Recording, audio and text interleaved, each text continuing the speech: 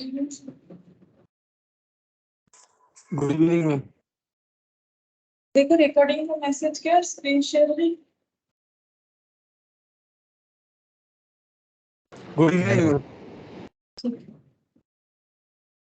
तो देखो हम लोग जो है लास्ट क्लास में होल्डिंग कंपनी बोलो या कंसोलिडेटेड फाइनेंशियल स्टेटमेंट जो भी बोलो वो स्टार्ट किया था, जिसमें मैंने तुम लोग के मैथ से ही इलास्ट्रेशन टू दो क्वेश्चंस करवाए थे, इलास्ट्रेशन वन इलास्ट्रेशन टू। ठीक है, अभी हम लोग एक काम करते हैं, पहले इलास्ट्रेशन थ्री करते हैं, उसके बाद बाकी पॉइंट पे भी देखेंगे। ठीक है, जो भी क्वेश्चन हम लोगों ने लास्ट क्लास में किया था ना, उसमें एक क्वेश्चन में हम लोग का कैलकुलेशन करके, एक में हम लोगों ने सिर्फ दिखाया था कि कैसे कंसोलिडेटेड फाइनेंशियल स्टेटमेंट हो सकता है, मतलब इलास्ट्रेशन वन हमारा कुछ इसी बेसिस पे था। ठीक है, और इलास्ट्रेशन टू जो था उसमें हम लोगों ने देखा कि परचेस मतलब कंसोलिडेट होने के लिए यहाँ पर गुडविल जनरेट हुआ या क्या जनरेट हुआ, ऐसा कुछ कंसेप्ट था शायद। ठीक है, मुझे जितना याद आ रहा है, हाँ यहाँ गुडविल कंसेप्ट हुआ, मतलब गुडविल जनरेट हुआ था जब हम लोगों का होल्डिंग और सब्सिडियरी रिलेशनशिप बना। ठीक है, अच्छा अब इसके बाद इलास्ट्रेशन थ्री जो है वो किस टॉपिक पे है, देखो टॉपिक यहाँ लिखा हुआ है लेकिन एग्जाम में ऐसा नहीं रहेगा, एग्जाम में हमें खुद से समझ के करना पड़ेगा। मतलब इतना समझ में आ रहा है कि इलास्ट्रेशन थ्री से कैपिटल रिजर्व निकल के आएगा, लेकिन हम लोग लॉजिकली करेंगे तो खुद भी पता चलेगा कि कैपिटल रिजर्व आएगा कि गुडविल, कोई भी एक ही आएगा। और ये कब आता है कैपिटल रिजर्व या गुडविल, जब हम लोग इन्वेस्टमेंट कर रहे हैं किसी होल्डिंग होल्डिंग कंपनी, जब सब्सिडियरी कंपनी में अपना इन्वेस्टमेंट कर रहा है, ऑन दैट मोमेंट अगर इन्वेस्टमेंट का कॉस्ट जो है उससे जो मतलब जितने से इन्वेस्टमेंट खरीदना पड़ रहा है उसका कॉस्ट, मतलब परचेज प्राइस और कॉस्ट का डिफरेंस से पता चल रहा है। जैसे कि अगर हम लोगों का शेयर, हम लोग शेयर जब खरीदते हैं किसी का तो सिर्फ शेयर नहीं खरीदते हैं, है ना, ये भी हम लोगों ने लास्ट क्लास देखा, share plus reserve and surplus लेते। ठीक है, share plus reserve and surplus जो इन्वेस्टमेंट का कॉस्ट है, मतलब इसको परचेस करने का जो कॉस्ट है, जैसे मान लो ये हुआ 100 और इन्वेस्टमेंट जो हुआ ये मान लो 80 में लेना पड़ा, तो इसका मतलब ये क्या जनरेट किया, कैपिटल रिजर्व। लेकिन अगर रिवर्स होता, ये 80 है 100 से लेना पड़ता, तो दैट इज कॉल्ड गुडविल। ठीक है, यही वाला हम लोगों ने पढ़ा था। अब ये वाला क्वेश्चन हमें बोल रहा है कि कैपिटल रिजर्व आएगा, तो चेक करते हैं कि कैपिटल रिजर्व आता है कि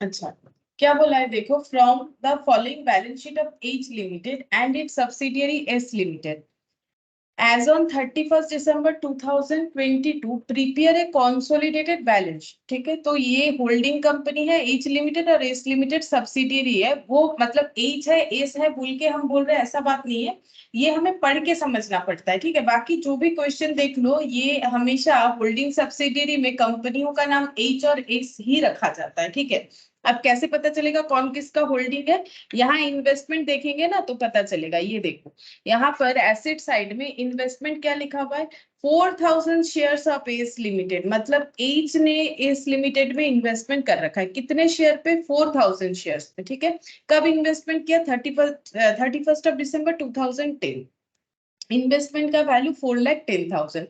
हम लोग को प्रिपेयर करके क्या देना है, कॉन्सोलिडेटेड फाइनेंशियल स्टेटमेंट प्रिपेयर करके देना है, ऐसा ही हमें क्वेश्चन में बताया गया है। ठीक है, अभी पीछे ये रहा। ठीक है, तो हम लोग सबसे पहले ये कैलकुलेट करेंगे कि जब कंसोलिडेटेड फाइनेंशियल स्टेटमेंट बनाएंगे कि कैलकुलेशन ऑफ गुडविल या रिजर्व क्या निकल के आएगा। तो एक काम करते हैं, यहाँ पर बैलेंस शीट बनाने के लिए जितना जगह चाहिए लगभग उतना जगह रख देते हैं। तो इलास्ट्रेशन थ्री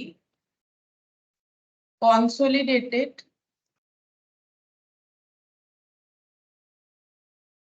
बैलेंस शीट। ठीक है, यहाँ बैलेंस शीट ही है, पीएल तो है नहीं, सिर्फ बैलेंस शीट को ही कंसोलिडेट करना है, मतलब मर्ज करना है। each limited and its subsidiary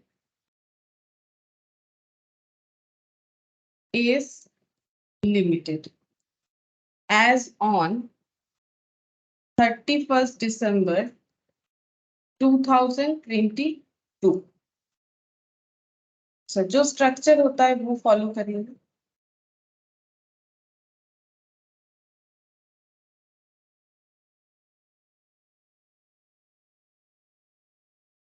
please note number particular.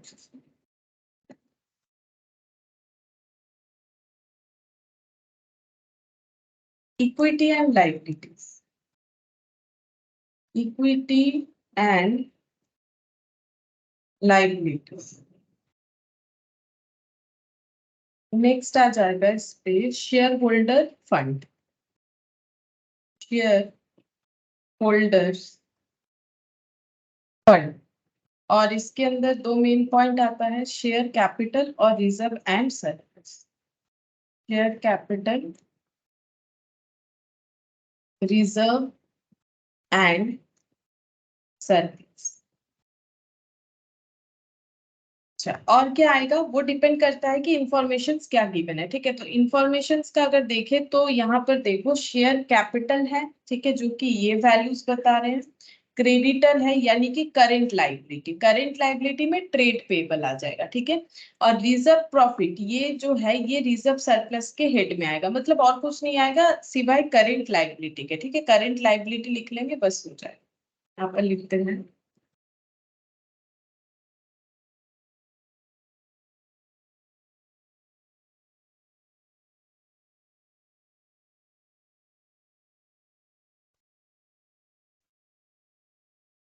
Current liability.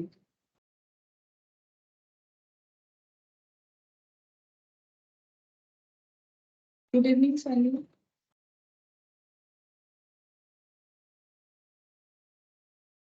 Good evening Sunny.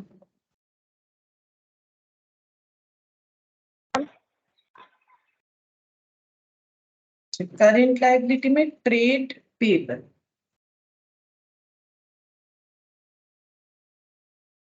ये बनेगा। तो नोट तो देखो सभी में बनने वाला है। शेयर कैपिटल का नोट नंबर 1, रिजर्व सरप्लस का नोट नंबर 2, ट्रेड पेबल का नोट नंबर 3। ठीक है, और कुछ नहीं होगा, ये टोटल लाइबिलिटीज आ जाएगा। अच्छा, इसके बाद यहाँ पर एसेट्स, हेडिंग हो जाएगा एसेट्स का। इसमें सबसे पहला आ जाएगा,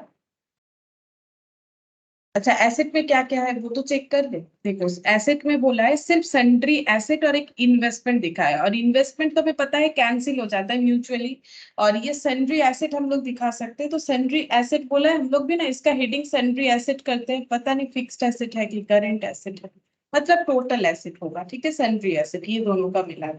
तो यहाँ पर इसका भी हमें प्रेजेंटेशन करना पड़ेगा। तो ये फोर्थ नंबर, ठीक है, ये फोर्थ नंबर बन गया नोट नंबर। अब हम लोग नोट बनाना स्टार्ट कर सकते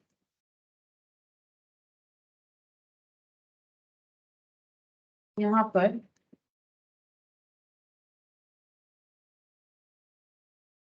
पहले सबसे पहला जो वर्किंग नोट बना लेते हैं, ठीक है, वो चेक कर लेते हैं कि कैलकुलेशन ऑफ गुडविल है कि कैपिटल रिजर्व है। ठीक है, क्वेश्चन में हमें हेडिंग में दे दिया है, बट एग्जाम में ऐसा नहीं होता है कि हमें ऐसे बता देगा कि आंसर क्या आएगा। ठीक है, तो हम लोग यहाँ पे लिखेंगे कैलकुलेशन ऑफ गुडविल और रिजर्व। पहले कैलकुलेट कर लेते हैं, या फिर चाहो तो लास्ट दिन की तरह बाद में भी कैलकुलेट कर सकते हो।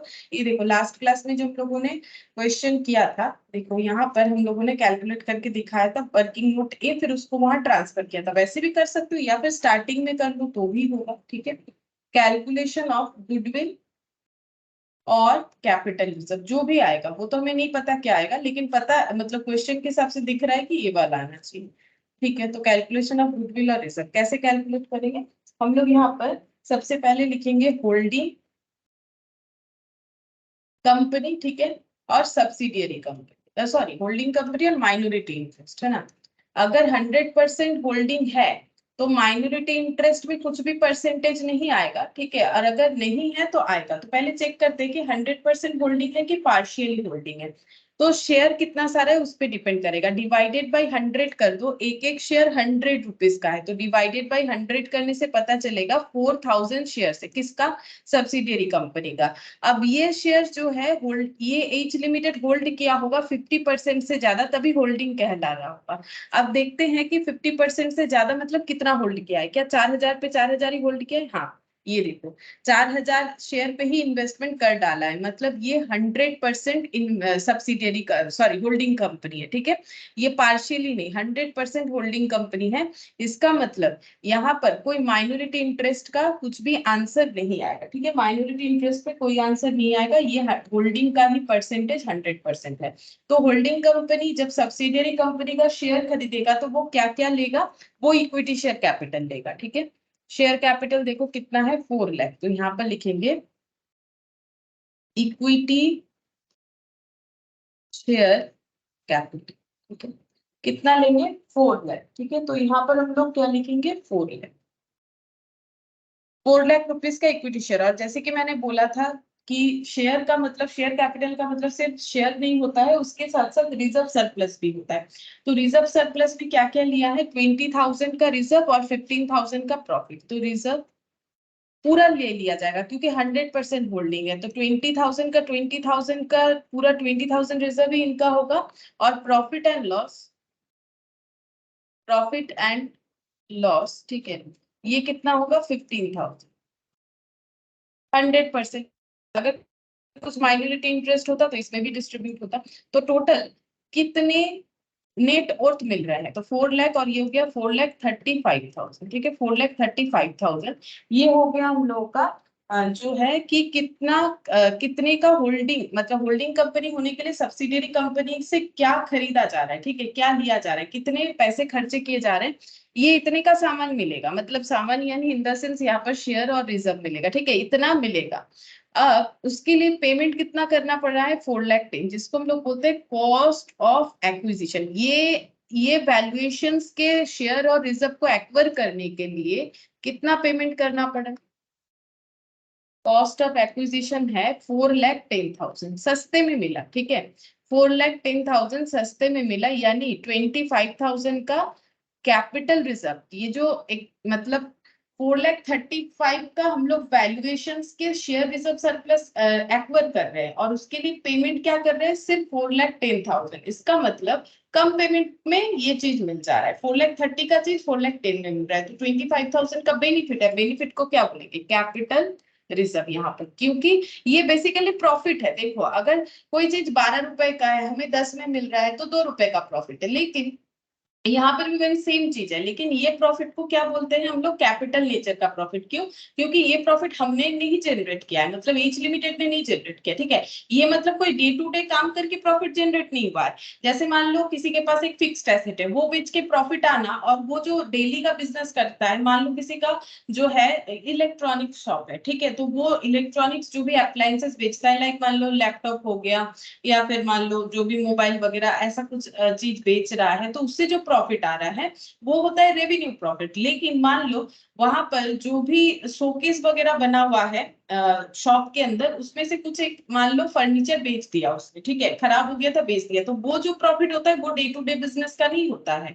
तो फिक्स्ड एसेट बेच के जो प्रॉफिट आता है, अगर मेरा फिक्स्ड एसेट बेचने का बिजनेस नहीं है और मेरा डे टू डे के बिजनेस से जो प्रॉफिट आता है वो तो अलग होता है। जो डे टू डे के बिजनेस से आता है दैट इज रेवेन्यू, और जो डे टू डे के बिजनेस से नहीं आता है वो कैपिटल। वैसे ही यहाँ पर ये जो है ये कोई डे टू डे बिजनेस से मिला हुआ प्रॉफिट नहीं है, ये किसी का शेयर एक्वायर करते हुए प्रॉफिट हुआ है, तो इसे बोलते हैं कैपिटल रिजर्व, ठीक है। तो इसका मतलब कैपिटल रिजर्व आ जाएगा। और ये कहाँ ट्रांसफर होना चाहिए, ये होना चाहिए transfer to cap reserve and surplus, मतलब इस हेड में ट्रांसफर होना चाहिए फाइनल अकाउंट्स के। तो यहाँ पर हो जाएगा transfer to reserve and surplus, ठीक है, ये मैंने लिख दिया यहाँ पर। अब हम लोग जो है अपना नोट्स एक एक करके बना सकते हैं। तो पहला नोट बनेगा शेयर कैपिटल,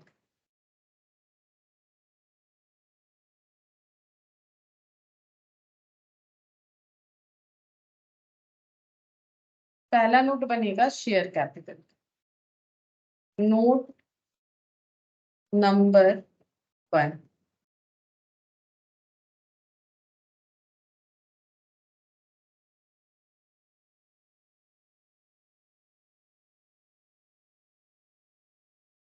अच्छा, शेयर कैपिटल का देखो हम लोग कैसे बनाएंगे। शेयर कैपिटल में हमें देखना पड़ेगा कि क्या शेयर कैपिटल है होल्डिंग कंपनी का, ठीक है, तो यहाँ पर लिखेंगे share equity share capital. Equity share capital कितना है देखो 6 लाख, तो कितना कितना सारा है, डिवाइडेड बाई 100 करने से पता चलेगा, ठीक है, 6,000 शेयर्स ऑफ 100 ईच, ठीक है। Equity share capital 6,000 shares of ₹100 each, तो कितना हो जाएगा 6 लाख, ठीक है, ये हो गया।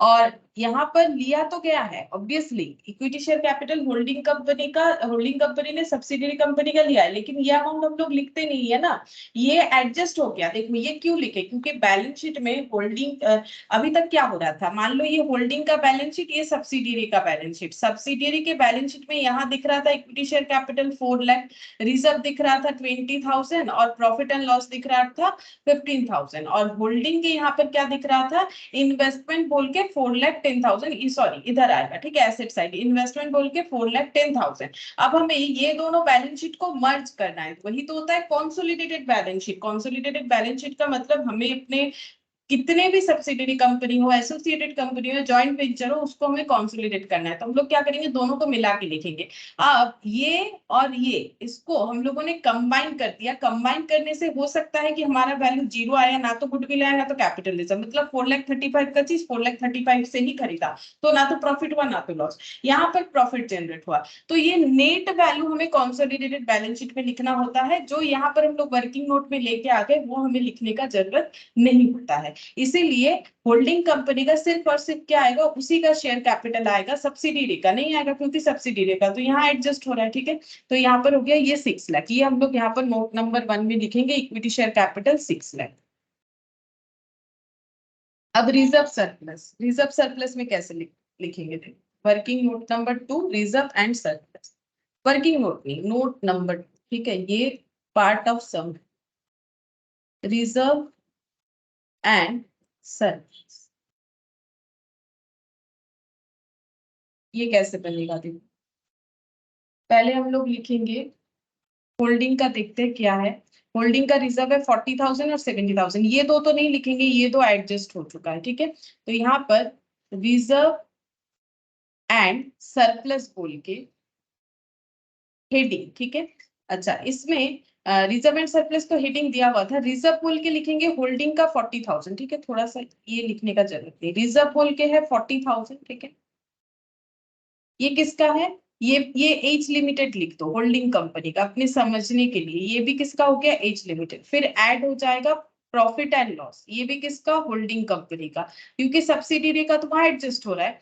तो इसका है प्रॉफिट एंड लॉस है 70,000, ठीक है, 70,000। और नेट करने के बाद ये कैपिटल रिजर्व आया, जो कि रिजर्व सरप्लस में जाना चाहिए, तो ऐड करेंगे कैपिटल रिजर्व, ठीक है, ऐड करेंगे कैपिटल रिजर्व, ये कंबाइन हुआ कितना, 25,000। तो टोटल रिजर्व एंड सरप्लस कितना हो रहा है, चेक करके देखते हैं। 70 40 और ये कितना हो गया, 7 4 5 6 6 और 6 12 13, 1,35,000 आ गया, ठीक है। 1,35,000 आ गया reserve and surplus. Note number 2 में लिखेंगे 1,35,000। अच्छा, अब नेक्स्ट क्या लिखना है, नेक्स्ट लिखना है ट्रेड पे।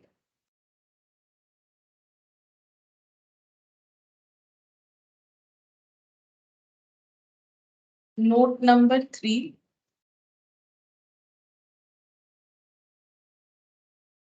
ट्रेड पेएबल, ठीक है। ट्रेड पेएबल का क्या वैल्यू होगा, तो ट्रेड पेएबल ऑफ होल्डिंग, ये दोनों ऐड हो जाएगा, ठीक है, क्योंकि इसमें तो कोई नेट नहीं हो रहा है, मतलब होल्डिंग कंपनी बना रही है कंसोलिडेटेड बैलेंस शीट, तो वो अपना ट्रेड पेएबल तो लेगी ही लेगी, उसके साथ साथ अपनी सब्सिडियरी कंपनी का भी वो ट्रेड पेएबल लेगी और दोनों को ऐड कर लेगी। ट्रेड पेएबल इस लिमिटेड, मतलब सब्सिडियरी कंपनी, यहाँ पर नाम वही दिया हुआ है, तो कितना है, क्रेडिटर 2 लाख और 50,000, तो यहाँ पर हो गया 2 लाख और यहाँ पर 50,000, तो 2,50,000, ठीक है, ये आंसर हो जाएगा 2,50,000।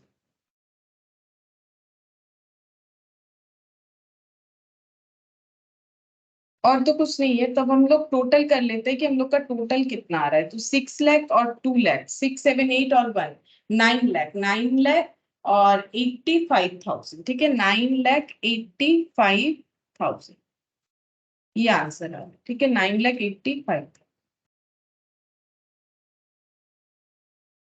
अब हम लोग यहाँ पर देखेंगे ये आंसर कितना आ रहा है, इसमें भी इतना ही आना चाहिए, sundry asset note number 4।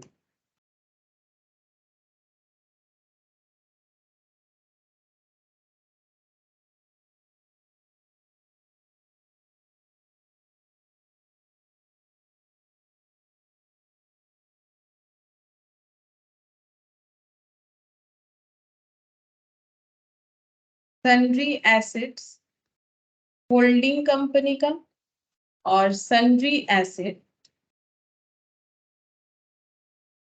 Subsidiary company का। ठीक है, देखो कितना कितना दे रखा है। सन्ड्री एसेट इन्वेस्टमेंट नहीं आएगा क्योंकि वो ऑलरेडी एडजस्ट हो चुका है, ये सब एडजस्ट करके ही कैपिटल रिजर्व आया 5 लाख और 4,85,000। ठीक है, 5 लाख और 4,85,000,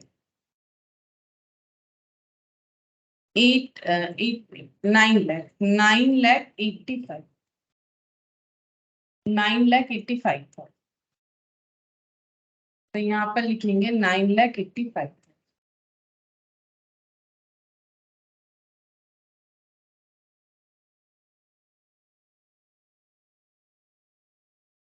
ठीक है, तो टैली हो गया। इस तरह से हमें करना पड़ेगा। जिस ये वाला क्वेश्चन ये है जिसमें हमारा कैपिटल रिजर्व निकल के आया। ठीक है, अच्छा नेक्स्ट देखते हैं। ये देखो 9,85,000। ठीक है, नेक्स्ट क्वेश्चन है जो माइनॉरिटी इंटरेस्ट पे बेस्ड है। मतलब अभी तक इलास्ट्रेशन 1 से लेके 3 जितना भी क्वेश्चन था वहां कोई माइनॉरिटी इंटरेस्ट नहीं था। मतलब 100% होल्डिंग कंपनी ने सब्सिडियरी कंपनी का शेयर होल्ड कर रखा है।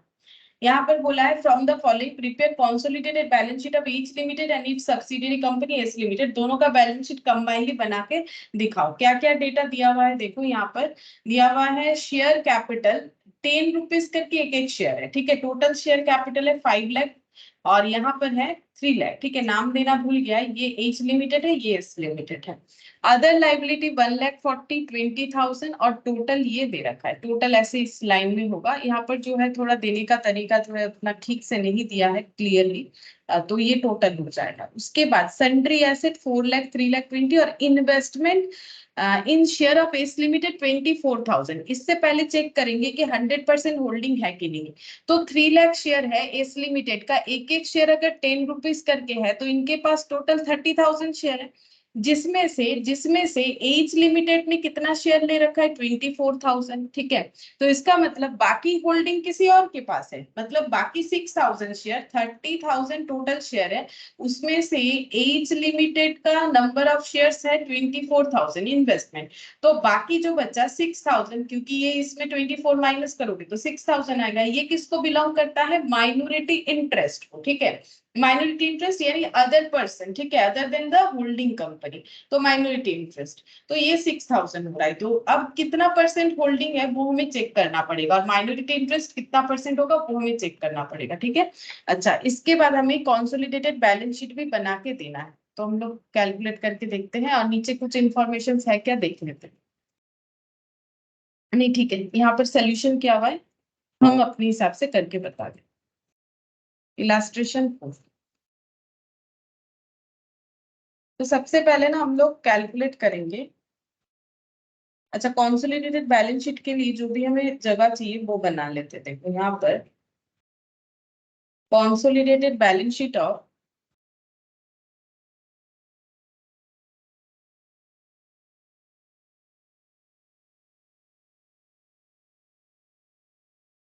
Each limited and S limited as on date है। डेट कुछ दिया नहीं है, चलो as on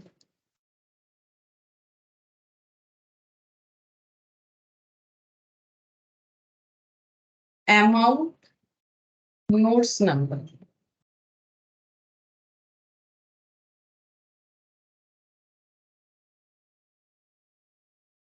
particular equity and liabilities.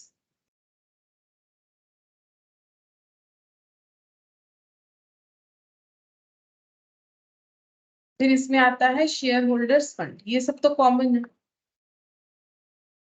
Share holders fund, इसमें आता है शेयर कैपिटल, फिर आता है reserve and surplus. Reserve and surplus.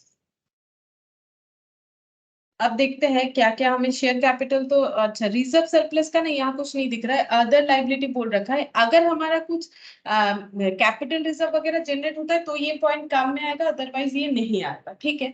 अच्छा अब क्योंकि हमें बोल रखा है क्रेडिटर ट्रेड पेबल, ठीक है, तो ये हम लोग दिखा देंगे। अदर लाइबिलिटीज बोल रखा है, अब अदर लाइबिलिटीज जो है ना करेंट है कि नॉन करेंट वो हमें क्लियरली नहीं बताया है, तो हम लोग इसको क्या ट्रीट करें देखते हैं। ये देखो जैसे बाकी केसेस में क्रेडिटर बताता है तो हम लोग करेंट लाइबिलिटी कंफर्म है कि करेंट लाइबिलिटी, अदर लाइबिलिटीज बोला है कुछ नहीं बोला है, ठीक है, तो ये हम लोग करेंट लाइबिलिटी ट्रीट कर सकते हैं। अदर लाइबिलिटी क्यों क्यों ट्रीट कर सकते हैं, उसका रीजन ये है कि जब कंपनी फाइनल अकाउंट्स बनता है उसमें जो भी हेड रहता है तुम लोग देख सकते हो, जब हम लोगों ने कंपनी अकाउंट्स किया था तब वहां पर भी मैंने दिखाया था जो बैलेंस शीट का फॉर्मेट है। अदर लाइबिलिटीज जो है करेंट लाइबिलिटी के अंदर जितने भी हेड होते हैं ना, एक्चुअली यहाँ पर क्या क्या क्या हेड बनता है, एक होता है शेयर कैपिटल, उसके बाद आ जाता है शेयर कैपिटल के अंदर मतलब पहले होता है शेयर होल्डर फंड, उसके अंदर share capital reserve and surplus ये मेन, उसके बाद नॉन करेंट लाइबिलिटी और करेंट लाइबिलिटी। तो नॉन करेंट लाइबिलिटी में अपना अपना हेड रहता है, करेंट लाइबिलिटी में अपना अपना हेड रहता है। तो अदर लाइबिलिटीज जो है वो करेंट लाइबिलिटी के अंडर आता है, इसीलिए ये अदर लाइबिलिटी जो है ये करेंट लाइबिलिटी होगा। अब क्योंकि क्वेश्चन में माइनॉरिटी इंटरेस्ट आ रहा है, हम लोगों ने देखा कि सारा का सारा शेयर्स होल्डिंग कंपनी ने नहीं लिया है, तो अगर तुम लोग को याद है कि माइनॉरिटी इंटरेस्ट कहाँ दिखाया जाता है, वो एकदम स्टार्टिंग में ही मैंने बोला था कि बैलेंस शीट के लाइबिलिटी साइड में माइनॉरिटी इंटरेस्ट को प्रेजेंट किया जाता है, ठीक है। वो मैंने कहा लिखा था, ये देखो shown at the liability side in the consolidated balance sheet, तो लाइबिलिटी साइड में माइनॉरिटी इंटरेस्ट का जगह रखना पड़ेगा और वो कौन से लाइबिलिटी के अंडर आएगा, नॉन करेंट लाइबिलिटी, ठीक है। तो यहाँ पर लिखेंगे नॉन करेंट लाइबिलिटी। बाकी क्वेश्चन में क्यों नहीं लिख रहे थे, क्योंकि कहीं पर भी अभी तक माइनॉरिटी इंटरेस्ट का केस नहीं आया था, तो यहाँ पर लिखेंगे माइनॉरिटी इंटरेस्ट, ये जो वैल्यू आएगा ये हमें लिखना पड़ेगा, ठीक है। तो ये नोट नंबर 1 2 और ये वाला हो जाएगा 3। अगर रिजर्व सरप्लस आएगा तो ये 3 होगा, अदरवाइज 2 हो जाएगा, देख लेंगे क्या होता है।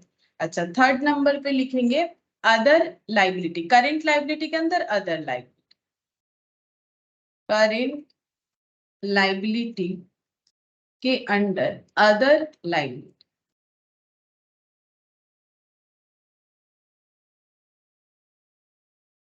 बस, और यहाँ पर कुछ नहीं होगा। आगे एसेट का डिटेल्स जाएगा,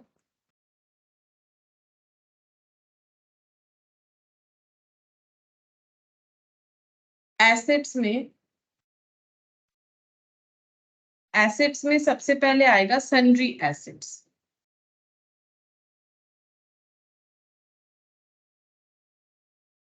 बस और कुछ नहीं आएगा। इन्वेस्टमेंट तो सेट ऑफ हो जाएगा, ठीक है, सन्ड्री एसेट इसका नोट नंबर 5।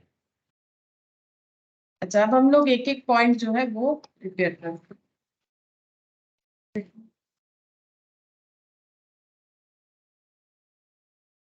अच्छा तो यहाँ पर हम लोग सबसे पहले वर्किंग नोट बनाएंगे, कैलकुलेशन ऑफ गुडविल और कैपिटल रिजर्व। हम लोग पहले ये चेक करेंगे कि ये होल्डिंग और सब्सिडियरी के रिलेशनशिप में क्या जनरेट हुआ, ठीक है, गुडविल जनरेट हुआ कि कैपिटल रिजर्व जनरेट हुआ, ठीक है। तो यहाँ पर लिखेंगे होल्डिंग कंपनी का कॉलम, ठीक है, और यहाँ पर लिखेंगे माइनॉरिटी इंटरेस्ट, जो अभी तक किसी क्वेश्चन में हमें जरूरत नहीं पड़ा बट इस क्वेश्चन में होगा, ठीक है, माइनॉरिटी इंटरेस्ट और होल्डिंग कंपनी।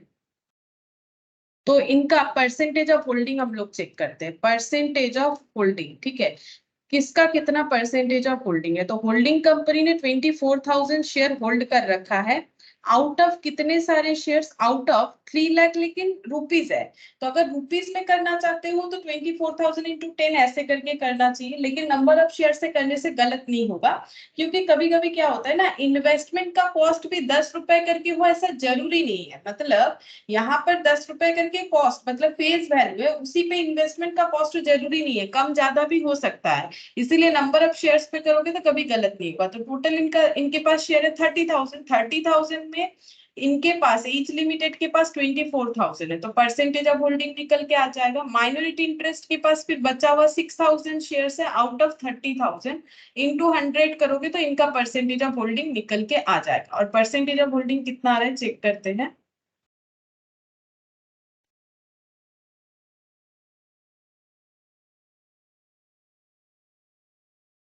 $24,000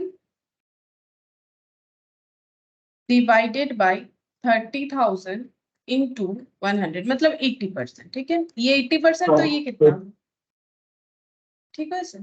कैलकुलेशन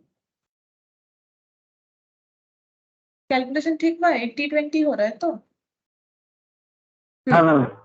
ठीक है, 80 और 20%। ठीक है, अब हम लोग जो भी कैलकुलेशन करेंगे, यहाँ से ध्यान दो, यहाँ से हमें थोड़ा सा ज्यादा ध्यान से क्वेश्चन करना पड़ेगा। ठीक है, अभी थोड़ा क्वेश्चन का लेवल बढ़ रहा है। अब हम लोग को क्या करना है, अब जब होल्डिंग कंपनी अपनी सब्सिडियरी कंपनी का क्या क्या खरीद सकती है, इक्विटी शेयर कैपिटल, और इक्विटी शेयर कैपिटल मतलब शेयर कैपिटल के साथ रिजर्व सरप्लस। बट इस क्वेश्चन में देखो रिजर्व सरप्लस है नहीं। ठीक है, ये क्वेश्चन का लेवल अभी भी उतना आपने ही किया है कि इसमें रिजर्व सरप्लस भी, इसमें सिर्फ शेयर कैपिटल पता है। ठीक है, तो सिर्फ शेयर कैपिटल लिखेंगे, तो यहां पर लिखेंगे इक्विटी शेयर कैपिटल। ठीक है, कितना है टोटल, जो सब्सिडियरी कंपनी है उनके पास टोटल इक्विटी शेयर कैपिटल है 3 लाख, इसमें से 80% होल्डिंग का होगा। हम पहला क्वेश्चन है तो हम इस पे लिख के दिखा देते हैं ताकि गलत ना हो।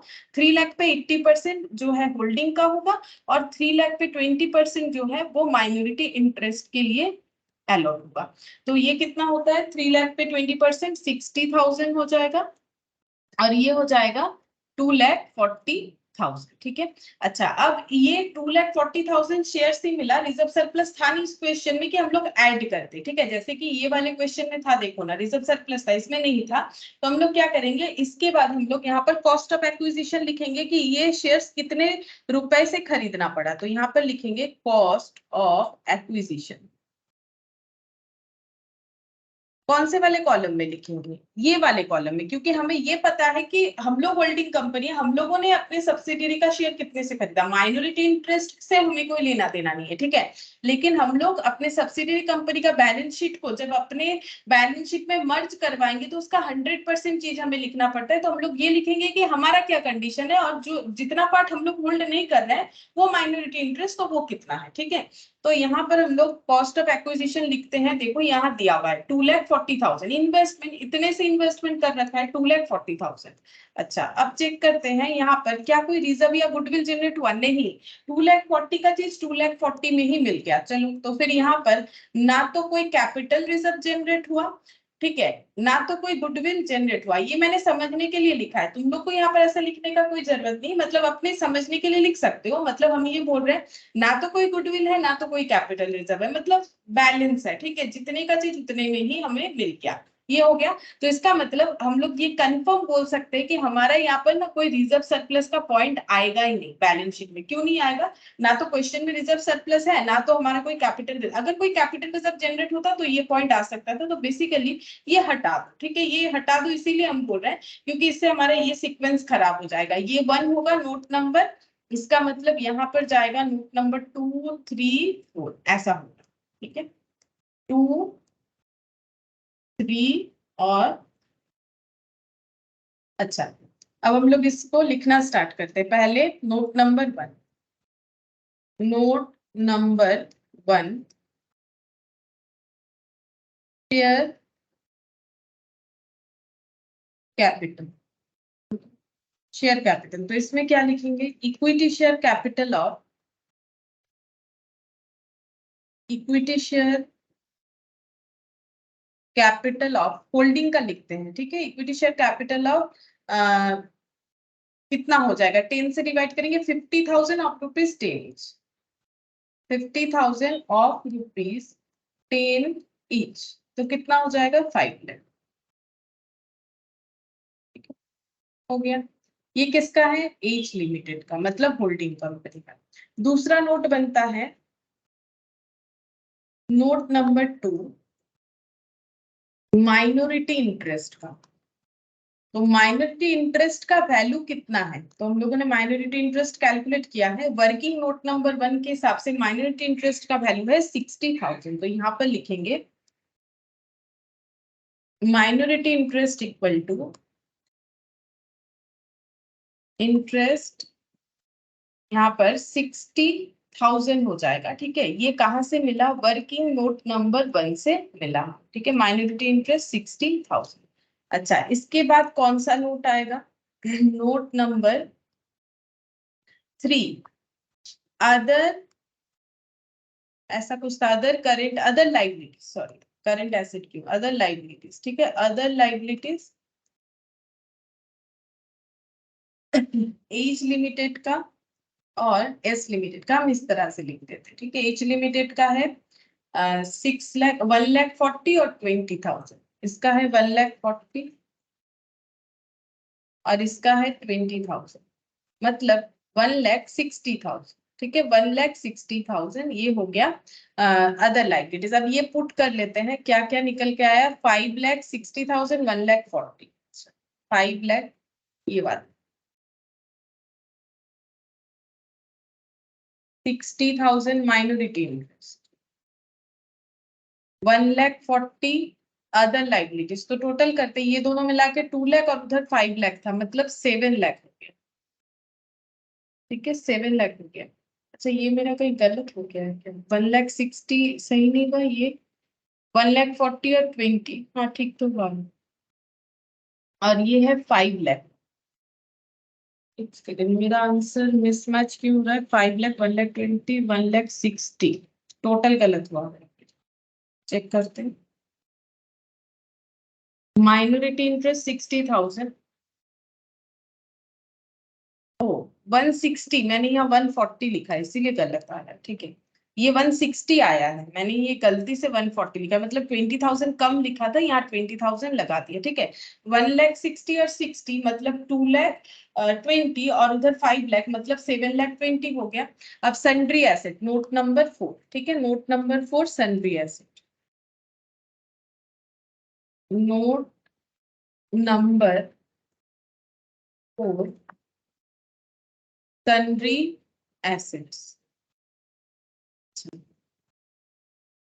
इसमें ऐसे लिख देते हैं, एच लिमिटेड का और एस लिमिटेड का। तो सन्ड्री एसेट है 4 लाख और 3,20,000, 4 लाख और 3,20,000, 7,20,000। तो यहाँ पर हम लोग इसे पुट कर सकते हैं, नोट नंबर 4 7 लाख।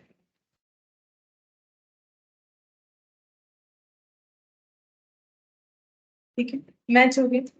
तो यहाँ पर हम लोग का माइनॉरिटी इंटरेस्ट कैलकुलेशन करने सीखा है। इस क्वेश्चन में कैसे करके हम लोग माइनॉरिटी इंटरेस्ट को कैलकुलेट कर सकते हैं, 7,20,000। ठीक है, अच्छा ये हम लोग का इलास्ट्रेशन कंप्लीट हुआ। नेक्स्ट और कौन सा इलास्ट्रेशन है एक बार देख लेते हैं। अच्छा, नेक्स्ट है हम लोग का प्री एक्विजिशन प्रॉफिट और रिजर्व, इसके ऊपर है। ठीक है, इसके लिए पहले हमें थोड़ा सा और भी पॉइंट समझना पड़ेगा। ठीक है, ये लास्ट क्लास में हम लोगों ने जो भी डिस्कस किया था उसके ऊपर हम लोगों ने ये क्वेश्चंस किया। ठीक है, अच्छा अब हम लोगों ने देखो लास्ट क्लास कहाँ तक देखा था वो एक बार हम चेक कर लेते हैं। यहाँ पर हम लोगों ने कौन कौन सा पॉइंट लिखवाया था, प्री एक्विजिशन और पोस्ट एक्विजिशन प्रॉफिट का कैसे कैलकुलेशन होगा वो मैंने लिखवाया तो था, लेकिन इस पे हमारा कोई क्वेश्चन 1 या फिर जनरल रिजर्व का या इंटर कंपनी डेब्ट कैलकुलेशन कैंसिलेशन होने से क्या होगा। ठीक है, तो इस पे भी धीरे धीरे क्वेश्चन करेंगे। तो अभी हम लोग क्या करते हैं, अभी हम लोग प्रॉफिट या फिर रिजर्व सरप्लस को कैसे कैलकुलेट कर सकते हैं उसके ऊपर थोड़ा सा एक एग्जाम्पल देख के फिर वो वाला क्वेश्चन हम लोग करना स्टार्ट करेंगे। ठीक है, अच्छा तो सबसे पहले हम लोग एक एग्जाम्पल ले लेते हैं। एग्जाम्पल कुछ ऐसा, सपोज यहाँ पर 1/4/2001 से लेके 31 मार्च 2002 तक किसी एक कंपनी का जो है अकाउंटिंग ईयर चलता है। ठीक है, इस कंपनी को एक्वायर किया गया है, इस कंपनी का शेयर यानी डेट ऑफ एक्विजिशन।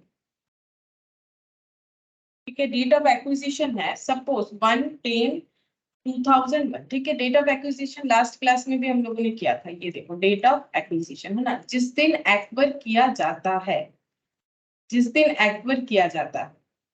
कहाँ पे लिखा हुआ था, कहाँ लिखा था मैंने, ये रहा डेट ऑफ एक्विजिशन, ठीक है। एक्विजिशन होने के पहले के पीरियड को बोलते हैं प्री एक्विजिशन। अब प्री एक्विजिशन पीरियड कितना है काउंट करते हैं, अप्रैल मई जून जुलाई अगस्त सितंबर, 6 मंथ्स।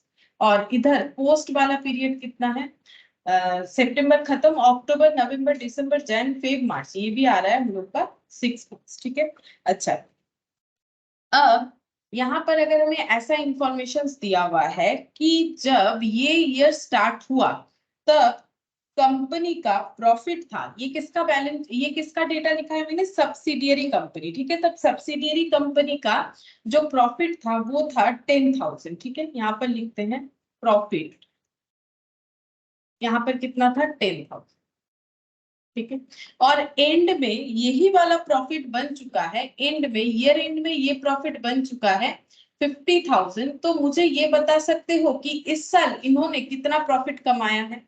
ये जो कंपनी का डिटेल्स दिया हुआ है ये किसका दिया हुआ है, सब्सिडियरी का, तभी तो ये एक्वायर्ड हुआ है 1/10/2001 को किसी होल्डिंग कंपनी के थ्रू से, ठीक है। तो मुझे ये बताओ कि ये ड्यूरिंग द ईयर इन्होंने कितना प्रॉफिट कमाया। जब ये ईयर स्टार्ट हुआ था, जब ये एक्वायर्ड नहीं हुआ था, तब इसके पास 10,000 प्रॉफिट था। उसके बाद इन्होंने काम करना स्टार्ट किया, क्या फिर यहाँ पर जो है कितना है 40,000, 40,000 होगा ना 10,000 प्रॉफिट यहाँ पर था और ईयर एंड में 50,000 प्रॉफिट दिख रहा है। तो इन পুরো আচ্ছা আচ্ছা আচ্ছা 40 আমি ওটাকে 12 দিয়ে ইনটু করে দিচ্ছি ওই জন্য বলছি। না এটা তো তাহলে বছরেরই 40 দেয়া আছে, ये तो হ্যাঁ ईयरली दिया हुआ है ना। বছরে 40 हाँ, तो इन द मीन टाइम इन्होंने कितना प्रॉफिट कमाया है, तो ये जो ड्यूरिंग द ईयर जो प्रॉफिट आया, ड्यूरिंग द ईयर, ठीक है, कितना प्रॉफिट कमाया है। जैसे मान लो तुम लोगों के पास ईयर के स्टार्टिंग में 100 रुपीज था, ईयर के एंड में देख रहे हो 500 है, तो इसका मतलब 400 रुपए कमाए होंगे, ठीक है। उसी तरह से ड्यूरिंग द ईयर इन्होंने कितना प्रॉफिट कमाया होगा, 50,000 माइनस 10,000, ठीक है। तो ये कितना हो जाएगा 40,000। अब मुझे ये बोलो कौन सा प्रॉफिट प्री एक्विजिशन है, कौन सा प्रॉफिट पोस्ट एक्विजिशन है, ठीक है। अब ये जो प्रॉफिट है, पहले हम 10,000 पे बात करते हैं। 10,000 वाला जो प्रॉफिट है ये प्री एक्विजिशन प्रॉफिट है कि पोस्ट एक्विजिशन है कि मिक्स्ड अप है, मतलब इसमें प्री भी है पोस्ट भी है, ये बताओ।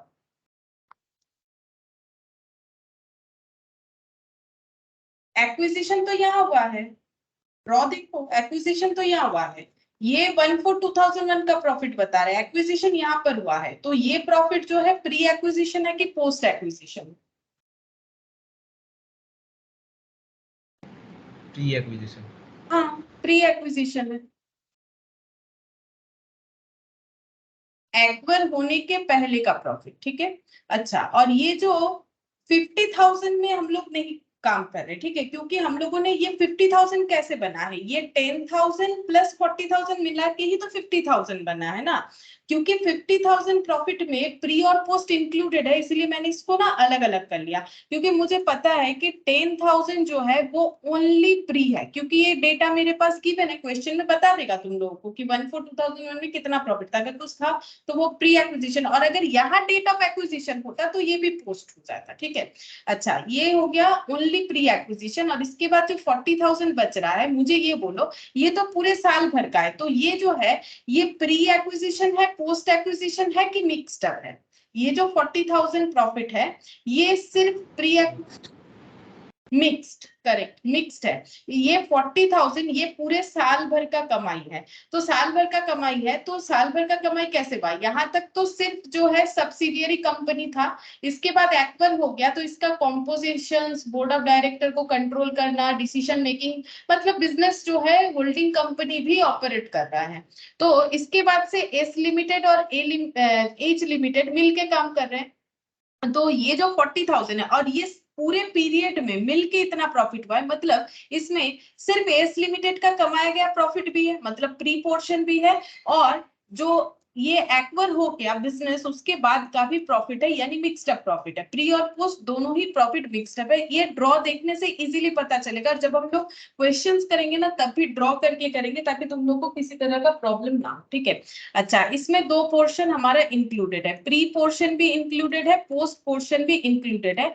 अब अगर हम लोग मान लेते हैं कि पूरे साल भर इन्होंने इवनली प्रॉफिट कमाया है, ठीक है, मतलब क्वेश्चन मैंने यहाँ पर जो एग्जांपल लिया है उसके हिसाब से अगर ये मान लो कि इवनली हर मंथ प्रॉफिट कमाया है, तो प्री पीरियड का प्रॉफिट कितना है, पोस्ट पीरियड का प्रॉफिट कितना है। उसके लिए सबसे पहले ये आइडेंटिफाई करेंगे कि प्री पीरियड कितने का था, वो तो हम लोगों ने कैलकुलेट कर रखा है ना, 6 मंथ्स का था।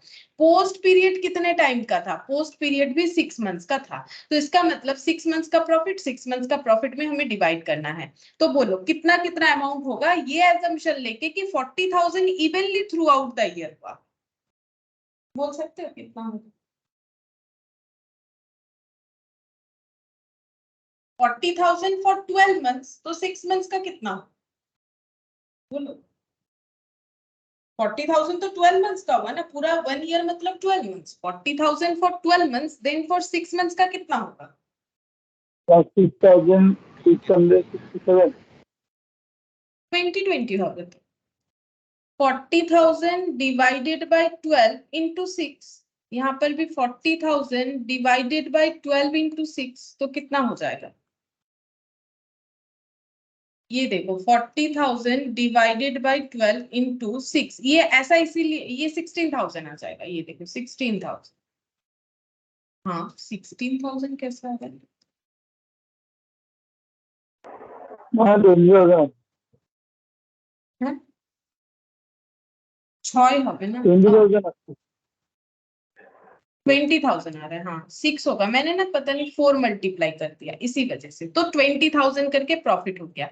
मतलब ये जो 40,000 प्रॉफिट जो कि पूरे साल भर का हुआ, जिसमें दो चीज मिक्स्ड अप है। एक तो ऐसा है कि कंट्रोलिंग सिर्फ एस लिमिटेड का था, वो पोर्शन का प्रॉफिट भी इसमें इंक्लूडेड है, और एक ऐसा है जहां एस और एच मिलके कमा रहे थे। मतलब ये पूरे साल भर में ना दो तरह का सिचुएशन देखने में मिला।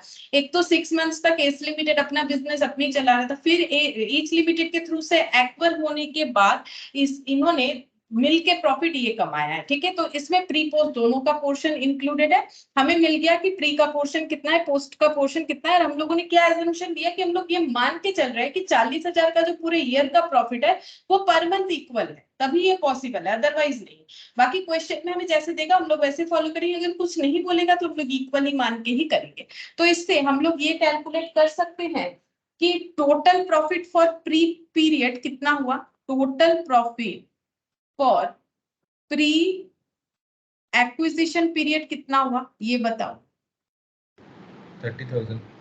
हाँ 30,000। कैसे देखो, यहाँ पर ये 10,000 प्री में था ही, ठीक है, मतलब जब बिजनेस स्टार्ट हुआ यहाँ 10,000 था, और इस पीरियड का हम लोगों ने निकाल लिया, मतलब अप टू यहाँ तक का हम लोगों ने निकाल लिया ये 20,000। तो टोटल प्री पीरियड का हम पूछ रहे हैं, तो 20 प्लस 10 30,000, ठीक है, 20 प्लस 10 30,000। एक काम करते हैं, पहले 10 लिखते हैं, समझने में आसानी रहेगा। 10,000 प्लस 20,000, ये कितना हो गया 30,000, ठीक है। और total profit for post acquisition period, post acquisition का कितना है बोलो, पोस्ट एक्विजिशन का कितना है, ड्रॉ देख के बोलो।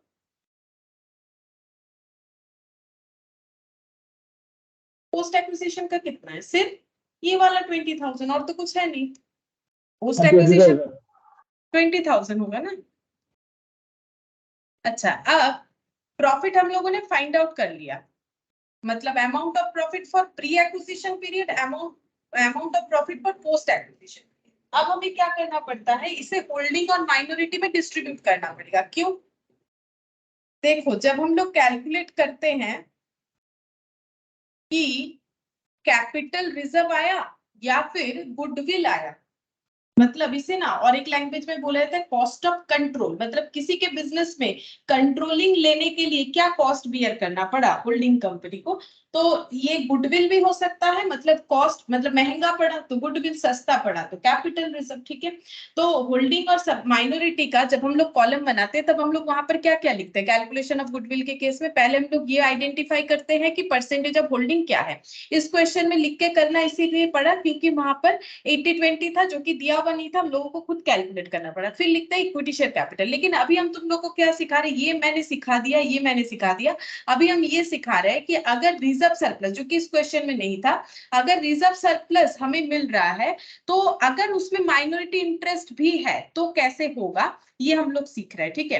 तो रिजर्व सरप्लस यहाँ पर माइनॉरिटी इंटरेस्ट वाला केस भी है, तो देखो कैसे करके बनेगा। ये वाले क्वेश्चन में मेरा माइनॉरिटी इंटरेस्ट भी है, तो ऐसा होगा। ये देखो प्री एक्विजिशन प्रॉफिट में अब मान लेते हैं कि होल्डिंग है 75% शेयर, तो माइनॉरिटी इंटरेस्ट का है 25%। ये मैंने एग्जांपल के तौर पे ले लिया कि होल्डिंग का 75%, माइनॉरिटी का 25%, ठीक है। तो जो प्री एक्विजिशन प्रॉफिट है 30,000, प्री एक्विजिशन प्रॉफिट, ठीक है। ये कैसे डिस्ट्रीब्यूट होगा, 30,000 का 75% होल्डिंग को चला जाएगा, just like equity share capital जैसे जाता है। 30,000 का 75% ये बिलोंग करेगा होल्डिंग कंपनी को, यानी 22,500, ठीक है, प्री एक्विजिशन प्रॉफिट का। और जो प्री एक्विजिशन प्रॉफिट का बाकी पोर्शन है वो माइनॉरिटी इंटरेस्ट को जाएगा, मतलब माइनॉरिटी इंटरेस्ट का कितना होल्डिंग है 25%, तो उसे 25% प्रॉफिट मिलेगा। तो ये हो गया 7,500, ये प्री एक्विजिशन का हो गया। अच्छा, अब पोस्ट एक्विजिशन का भी निकालेंगे। पोस्ट एक्विजिशन प्रॉफिट ये कैसे डिस्ट्रीब्यूट होगा, ये है 20,000, तो 20,000 का हम लोग को कैलकुलेट करना पड़ेगा 75%,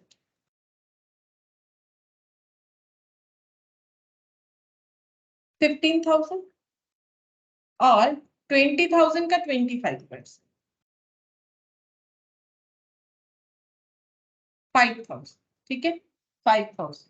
अच्छा, तो टोटल अब माइनॉरिटी इंटरेस्ट कितना हो जाएगा चेक करो, 5,000 प्लस 7,500, ये हो गया 12,500। ये कहां पर जाएगा, ये हम लोग का बैलेंस शीट के लाइबिलिटी साइड में, ये अमाउंट कहां पर जाएगा, बैलेंस शीट के लाइबिलिटी साइड में चला जाएगा, ठीक है। बैलेंस शीट के लाइबिलिटी साइड में नॉन करेंट लाइबिलिटी के हेड में आ जाएगा।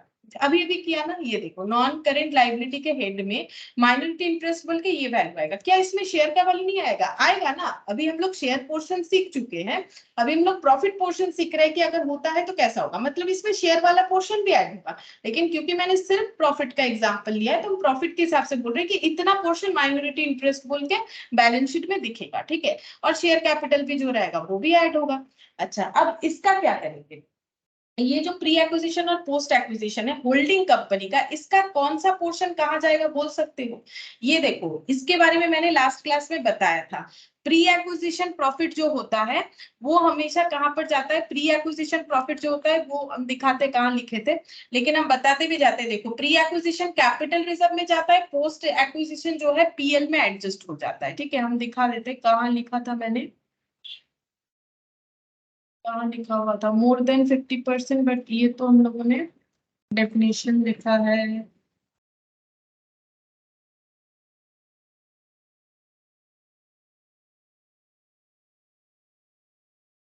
ये रहा शायद,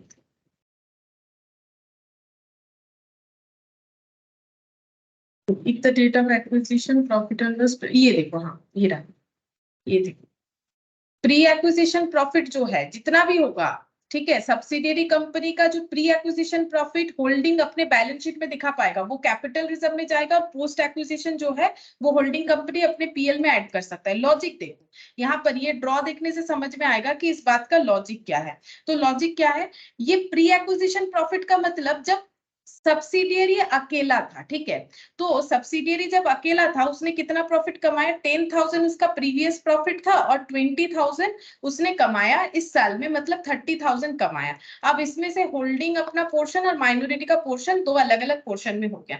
होल्डिंग कंपनी क्या बोल रहा है, ये प्रॉफिट अब मेरा भी है क्योंकि हम एस लिमिटेड के साथ जुड़ चुके हैं, लेकिन इसमें मैंने एस लिमिटेड को कुछ हेल्प नहीं किया, तो ये मेरा दूसरे का खरीदा हुआ प्रॉफिट है, ठीक है, ये मेरा परचेज प्रॉफिट है, परचेज प्रॉफिट। तो जब हम लोग कुछ परचेज प्रॉफिट होता है तो उसे हम लोग क्या बोलेंगे, कैपिटल रिजर्व। ठीक है, ये हम लोग खरीद रहे हैं, इनका प्रॉफिट को खरीद रहे हैं, तो ये जो है प्री एक्विजिशन प्रॉफिट, ये कहां पर जाएगा, ये कैपिटल रिजर्व में जाएगा। ठीक है, हालांकि रिजर्व सरप्लस के हेड में ही आएगा, रिजर्व सरप्लस के हेड में ही आएगा, लेकिन उसमें कहां आएगा, तो ये कैपिटल रिजर्व में आएगा। ठीक है, और जो पोस्ट एक्विजिशन प्रॉफिट है, ये सोच के देखो, पोस्ट एक्विजिशन प्रॉफिट कितना हुआ, पोस्ट एक्विजिशन प्रॉफिट निकल के आया हम लोगों का यहाँ पर 40,000। ठीक है, 40,000 में से होल्डिंग का पोर्शन था, माइनॉरिटी इंटरेस्ट का। अब एच लिमिटेड क्या बोल रहा है, ये प्रॉफिट जब अर्न हुआ ना, तो उसमें मैंने भी मेहनत किया, इसीलिए ये मेरे मेहनत का प्रॉफिट है, किसी का बनाया हुआ प्रॉफिट मैंने नहीं खरीदा, मैंने भी ये प्रॉफिट बनाने में हेल्प किया, जिसमें मेरा पूरा पोर्शन नहीं है, वो बात अलग है, मेरा इसमें 75% ही है, बाकी नहीं है। ठीक है, तो पोस्ट एक्विजिशन प्रॉफिट जो आ रहा है, क्योंकि उसमें होल्डिंग कंपनी भी मेहनत कर रहा है, तो ये कहाँ दिखाने के लिए अलाउड है, ये अपने पीएल में दिखा सकते हैं। ठीक है, मतलब पीएल ऑफ होल्डिंग कंपनी, तो होल्डिंग तो ऊपर लिखा हुआ है, होल्डिंग कंपनी अपने कंसोलिडेटेड बैलेंस शीट में कैपिटल रिजर्व के अंडर दिखाएगा प्री एक्विजिशन प्रॉफिट। क्यों दिखाएगा, मैंने लॉजिक बताया, क्योंकि इसमें उसने मेहनत नहीं किया, बोल रहे कि दूसरे का मेहनत का प्रॉफिट हम खरीद रहे हैं। ठीक है, और ये तो खरीदना पड़ेगा ना, क्योंकि जब हम लोग परचेज दिखाते हैं कि कॉस्ट ऑफ एक्विजिशन, तो हम लोग दिखाते हैं ना क्या क्या खरीदा, हम लोगों ने शेयर खरीदा, शेयर खरीदने का मतलब सिर्फ शेयर नहीं, उसका रिजर्व सरप्लस भी खरीदना होता है, और पोस्ट एक्विजिशन प्रॉफिट जो है वो पीएल में जाएगा। तो यहाँ पर लिख सकते हैं पीएल ऑफ होल्डिंग, और होल्डिंग कंपनी नहीं लिख रहा है क्योंकि तुम लोग को तो पता है ये होल्डिंग कंपनी में जाएगा, तो ये पीएल में जाएगा। ठीक है, और ये दोनों रिजर्व सरप्लस के हेड में आएगा, तो ये पॉइंट हमें समझना था। ठीक है, ये पॉइंट मैंने समझा दिया, और ये देखो लास्ट दिन हम लोगों ने इस पे डिस्कस किया था, तो ये वाला पॉइंट हम लोग का जो है डिस्कस हो गया।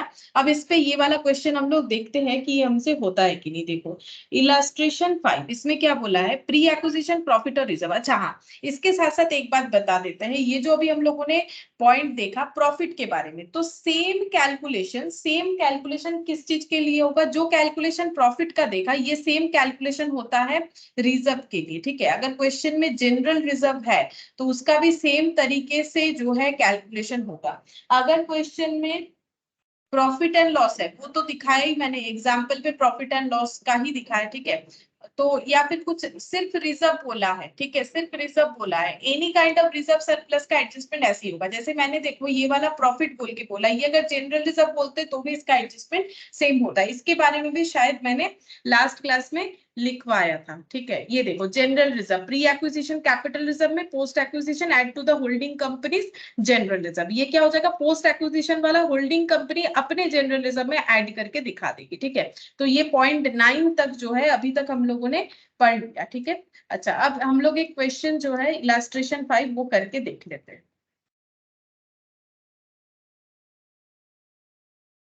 देखो इसमें क्या बोला है कि from the following information prepare consolidated balance sheet as on 31st December 2022, share capital 2 lakh 1 lakh, share of 10 each।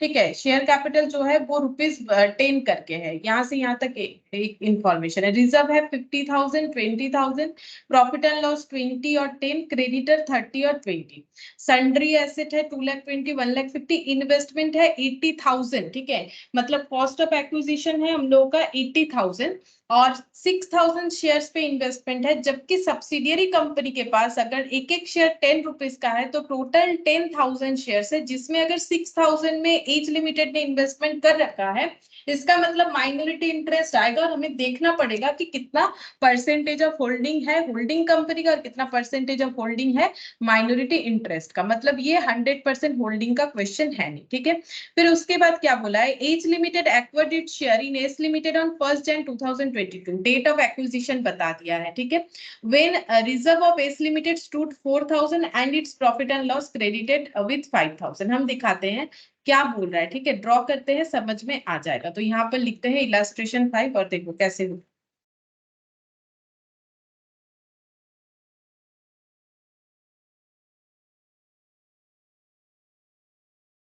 अच्छा, इनका नॉर्मली जो ईयर चलता है वो 31 दिसंबर को एंड होता है। ठीक है, तो इसका मतलब स्टार्ट होता होगा 1st Jan को।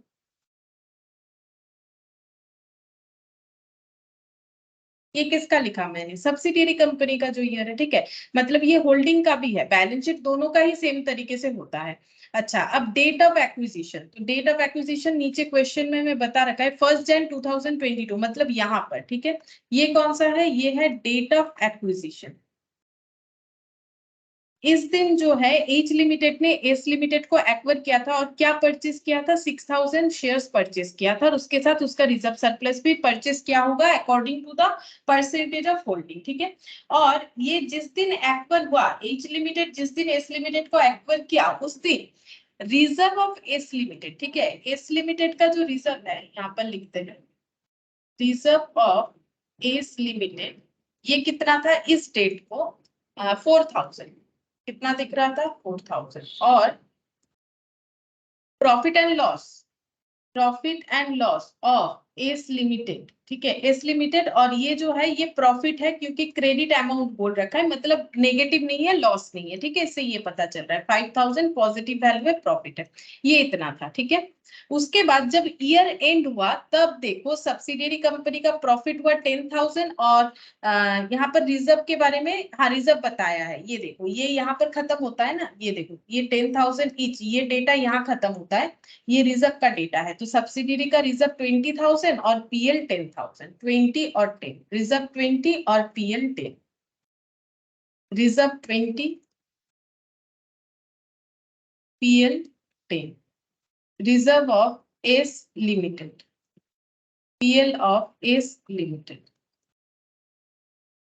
और ये हो गया 10,000। अब हम लोग क्या कैलकुलेट करेंगे कि ड्यूरिंग द ईयर कितना प्रॉफिट कमाया गया, ठीक है। तो ड्यूरिंग द ईयर कितना प्रॉफिट कमाया गया ये हमें देखना पड़ेगा। अगर डेट ऑफ एक्विजिशन ये है, तो हम लोग का प्री एंड पोस्ट पीरियड क्या होगा, इसके बारे में भी देखो, हम लोगों ने एक पॉइंट देखा था कि if the date of acquisition is not given, अगर नहीं होता है तो हम लोग ईयर का स्टार्टिंग ही मान लेते हैं। तो यहाँ पर तो स्टार्टिंग ही बोल दे रहा है, डेट ऑफ एक्विजिशन है, तो जो बोलेगा वही हमें फॉलो करना पड़ेगा। तो पोस्ट पीरियड कितना है बोलो, पोस्ट पीरियड कितना है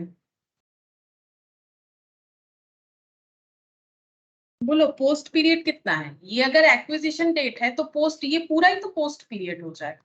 पोस्ट पीरियड कितना हो गया, 12 मंथ्स, ठीक है। पोस्ट पीरियड 12 मंथ्स हो गया। इसका मतलब प्री प्रॉफिट बस इतना है और प्री रिजर्व इतना है, बाकी जो भी रिजर्व बना, तो ड्यूरिंग द ईयर कितना रिजर्व अर्न हुआ, ड्यूरिंग द ईयर रिजर्व कितना बना और प्रॉफिट कितना बना, ये बता दो। ड्यूरिंग द ईयर रिजर्व और प्रॉफिट कितना बना ये बता दो। 4,000 था जो 20,000 बना, 5,000 था जो 10,000, क्योंकि ये तो ऐड होते जाता है ना, ओपनिंग अमाउंट तो ऐड होते जाता है। तो मुझे ये बोलो कि रिजर्व कितना कमाया और प्रॉफिट कितना कमाया।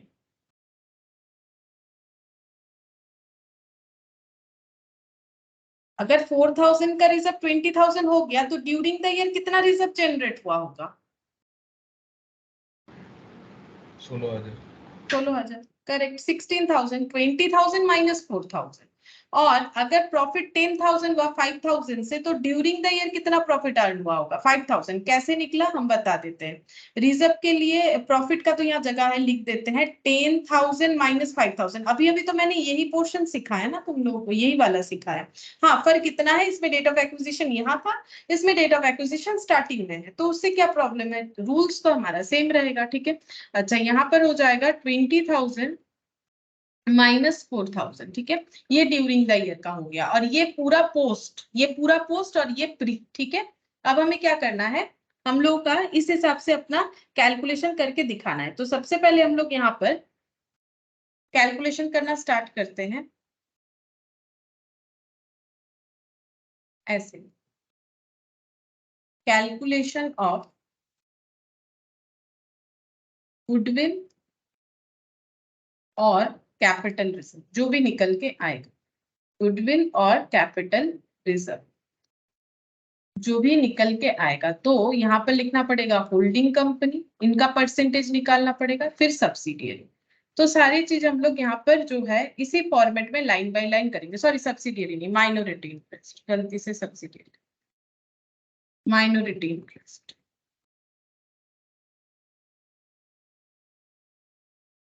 पहले परसेंटेज ऑफ होल्डिंग निकालो, जो कि हमें डायरेक्टली नहीं दिया हुआ है, ठीक है। तो हम लोग निकालेंगे परसेंटेज ऑफ होल्डिंग, तो कितना शेयर होल्ड कर रखा है? 6000 शेयर्स होल्डिंग कंपनी में, ठीक है। आउट ऑफ कितने शेयर्स? 1 लाख डिवाइडेड बाय 10 करेंगे तो 10,000 आता है, इंटू 100। तो 10,000 में से 6,000 होल्डिंग के पास है, तो 4,000 माइनॉरिटी इंटरेस्ट के वजह से है, मतलब इनके पास है। तो ये कितना हो जाएगा? ये 60%, ठीक है। ये 60% हो गया, और ये कितना हो जाएगा? ये 40%, ठीक है।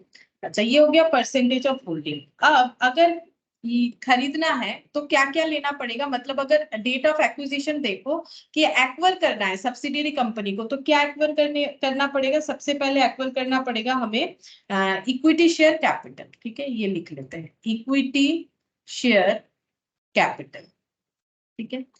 कितना? 60%। कितना है टोटल? 1 लाख। 1 लाख का 60% यानी 60,000। अगर चाहो तो हम यहाँ पर लिख के दिखा देते हैं, ये देखो कैसे करके। 1 लाख इंटू 60%, ठीक है। तो ये हो गया 60,000, ठीक है। 60,000 रुपीज में आ रहा है, ये आंसर रुपीज में आएगा, ठीक है। तो माइनॉरिटी इंटरेस्ट का कितना हो जाएगा? 40,000, ठीक है। 1 लाख का 40%। और क्या लेना पड़ेगा? ऐड करेंगे, और क्या लेना पड़ेगा? जो भी इनका है रिजर्व और प्रॉफिट एंड लॉस, ठीक है। तो रिजर्व का हम लोग क्या करेंगे? रिजर्व को हम लोग डिस्ट्रीब्यूट करेंगे, तो यहाँ मतलब प्री और पोस्ट एक्विजिशन में, तो यहाँ पर लिखेंगे प्री एक्विजिशन रिजर्व, ठीक है। प्री एक्विजिशन रिजर्व, तो प्री एक्विजिशन रिजर्व कितना है? देखो ये है 4,000, ठीक है। 4,000 है, इसमें से इनको कितना मिलेगा? 4,000 का 60%, ठीक है। कितना मिलेगा? 4,000 का 60% मिलेगा। तो यहाँ पर कैलकुलेट करके देखो, 4,000 प्री एक्विजिशन रिजर्व है, इसका 60% मिलेगा, तो ये कितना हो जाएगा? 2,400, ठीक है। और बाकी हिस्सा किसको जाएगा? माइनॉरिटी इंटरेस्ट को। ये कितना हो जाएगा? 4,000 का 40%, मतलब 1,600। ये देखो हम लोगों ने यहाँ पर भी कैलकुलेट किया था प्री एक्विजिशन प्रॉफिट का, ये टोटल 30,000 इसका होल्डिंग को, ये माइनॉरिटी इंटरेस्ट को, ठीक है। यहाँ पर भी वैसे ही कर रहे हैं। तो यहाँ सिर्फ प्रॉफिट नहीं है, रिजर्व भी है, प्रॉफिट भी है। अब हम लोग प्री एक्विजिशन प्रॉफिट लिखेंगे, तो यहाँ पर लिखते हैं प्री एक्विजिशन प्रॉफिट। ये भी परचेस करना पड़ेगा, तो ये देखो कितना है? 5,000 है, तो 5,000 का 60%, ठीक है। ये कितना होता है? 5,000 का 60% 3,000 होता है, ये लेना पड़ेगा। और बाकी बचा हुआ माइनॉरिटी इंटरेस्ट को, तो 5,000 का 40%, तो ये बनता है 2,000, ठीक है। ये हो गया प्री एक्विजिशन।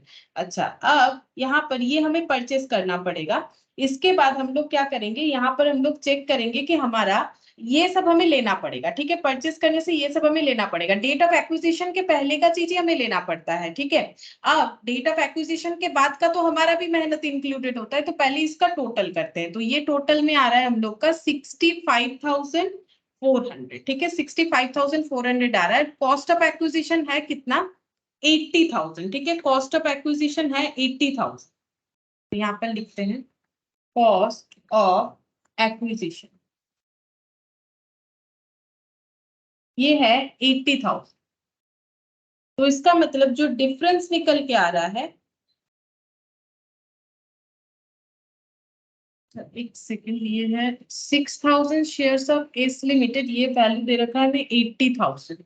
अच्छा, 60,000 और ये 5,400, 65,400। तो डिफरेंस कितना आ रहा है? 80,000 माइनस 65,400, तो 14,600 आ रहा है। हाँ, 14,600 आ रहा है। ये हम लोग का क्या निकल के आ रहा है? ये हम लोग का निकल के आ रहा है कैपिटल रिजर्व, ठीक है। कैपिटल रिजर्व, क्योंकि हम लोगों को ये वैल्यूएशन को इतना देना पड़ा, ठीक है। 80,000 हमें देना पड़ा, ठीक है।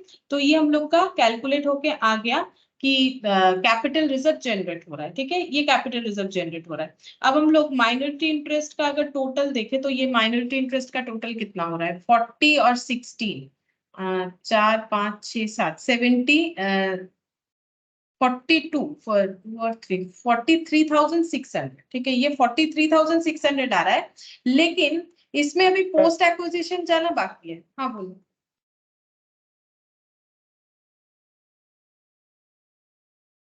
बोलो কিছু বলছো? अच्छा, ক্লাস 43,000। করবে না 43,600 63,600, ठीक है। अच्छा, अब इसमें हम लोग क्या करेंगे, इसमें पोस्ट एक्विजिशन वाला भी एडजस्टमेंट होगा, लेकिन पहले कैपिटल रिजर्व कैलकुलेट करने के लिए हम लोगों ने प्री एक्विजिशन तक कैलकुलेशंस जो है कर लिया, ठीक है। अच्छा, अब हम लोग पोस्ट एक्विजिशन वाला कैलकुलेट करके देखते हैं, पोस्ट एक्विजिशन प्रॉफिट, ठीक है। Post acquisition profit, post acquisition reserve और प्रॉफिट दोनों ही आएगा, रिजर्व और पोस्ट एक्विजिशन प्रॉफिट, ठीक है। तो पोस्ट एक्विजिशन जो रिजर्व है वो इतना है 16,000 का 60%, ठीक है। 16,000 का 60%, तो ये कितना होता है,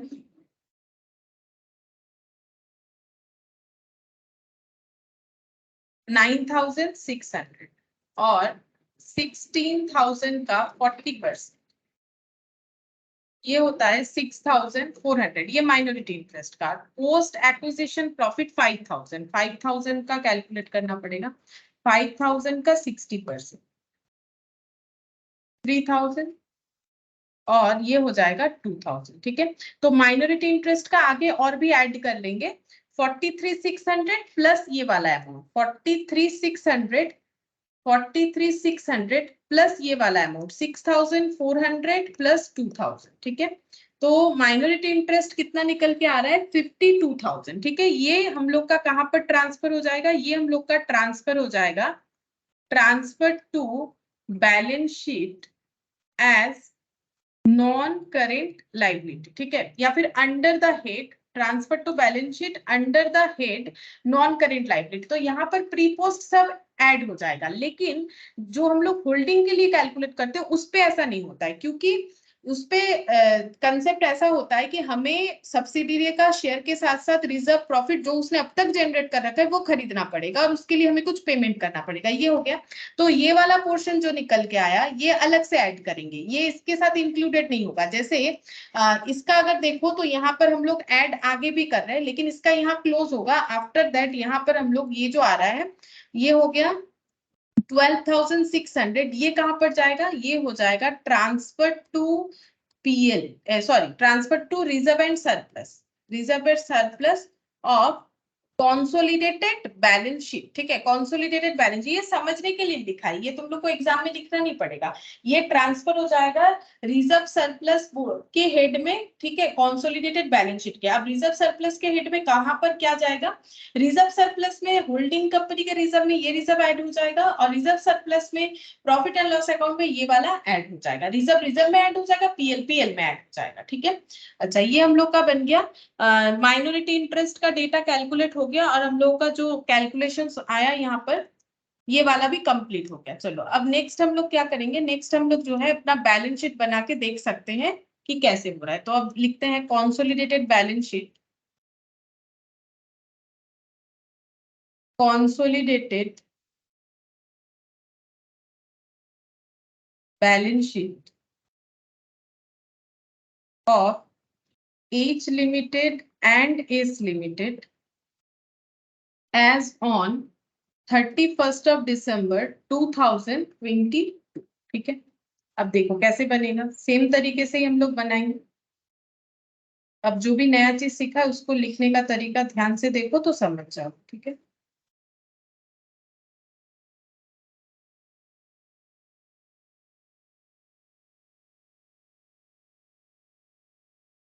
पर्टिकुलर्स, नोट नंबर, अमाउंट। सबसे पहले equity and liabilities, equity and liabilities, इसमें आ जाएगा share holders fund, share holders fund, share capital, reserve and surplus, reserve and surplus 1 2, और माइनॉरिटी इंटरेस्ट यहाँ पर लिखेंगे non current liability, non current liability, ये 2 दे देते हैं, यहाँ ए दे देते हैं, माइनॉरिटी इंटरेस्ट, माइनॉरिटी इंटरेस्ट। और थर्ड नंबर पे आएगा करेंट लाइबिलिटी। करेंट लाइबिलिटी में आ जाएगा अदर करेंट लाइबिलिटी, ये देखो क्रेडिट, अच्छा trade, trade,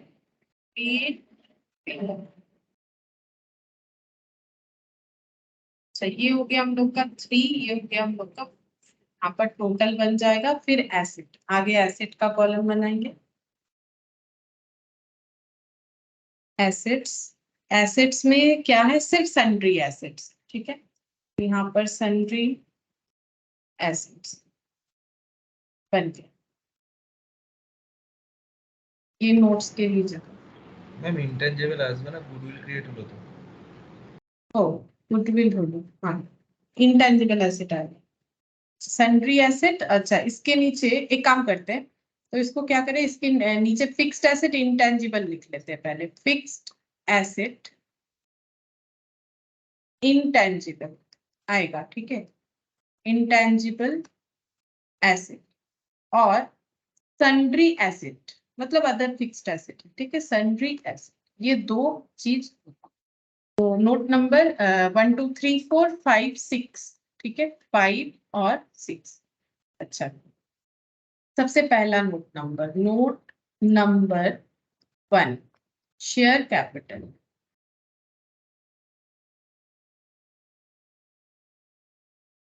equity share capital of H limited, तुम लोग पूरा लिखो, equity share capital of H limited at the rate of ₹10 each. कितना सारा है, 10 से डिवाइड करो 20,000, ठीक है, वैल्यू कितना आ जाएगा 2 लाख। बस यहाँ पर यही वाला आएगा और तो कुछ नहीं आएगा। ये रुपीस ये क्लोज कर दो। नोट नंबर 1 हम लोग का कंप्लीट हो गया। अच्छा note number 2, reserve and surplus, सबसे इंपॉर्टेंट, रिजर्व एंड सरप्लस। इसमें हम लोग क्या क्या लिखेंगे, तो होल्डिंग कंपनी का ही जाएगा, ठीक है, तो पहले होल्डिंग कंपनी का रिजर्व है 50,000, तो reserve of H limited, reserve of H limited है 50,000।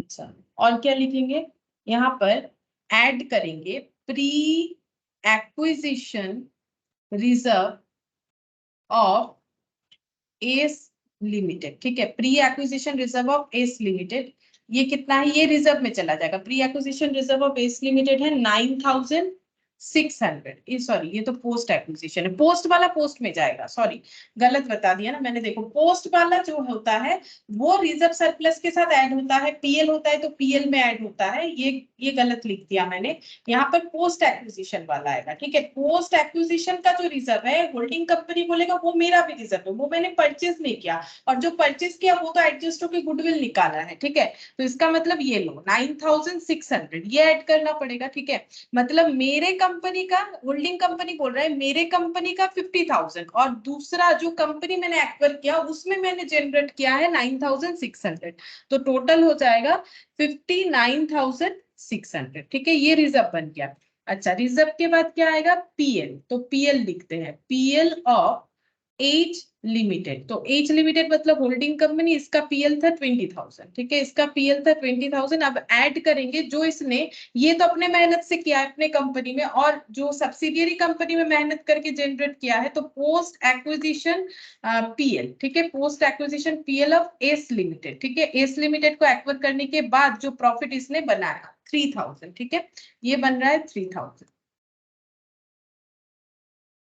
तो टोटल कितना हो जाएगा 20 और 3 मिला के 23,000, ठीक है। अच्छा और तो यहाँ पर कुछ रिजर्व सरप्लस नहीं है, तो ये दोनों को ऐड कर लेते हैं, तो कितना आ जाएगा 82,600 आ रहा है, ठीक है।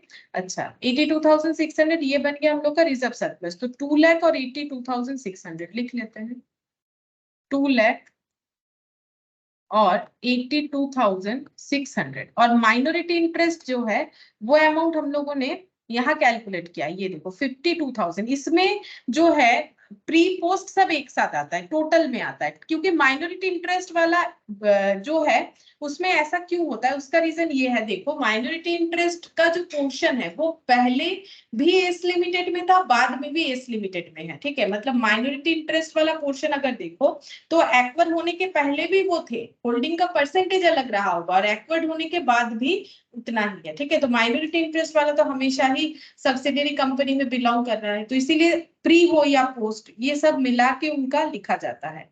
तो note 3 minority interest, minority interest कितना हो जाएगा, यहाँ पर लिखते हैं माइनॉरिटी इंटरेस्ट 52,000 कहां से लिया गया है, वर्किंग, ये वर्किंग नोट नंबर 1 कर दो, ठीक है, वर्किंग नोट नंबर 1 से 52,000,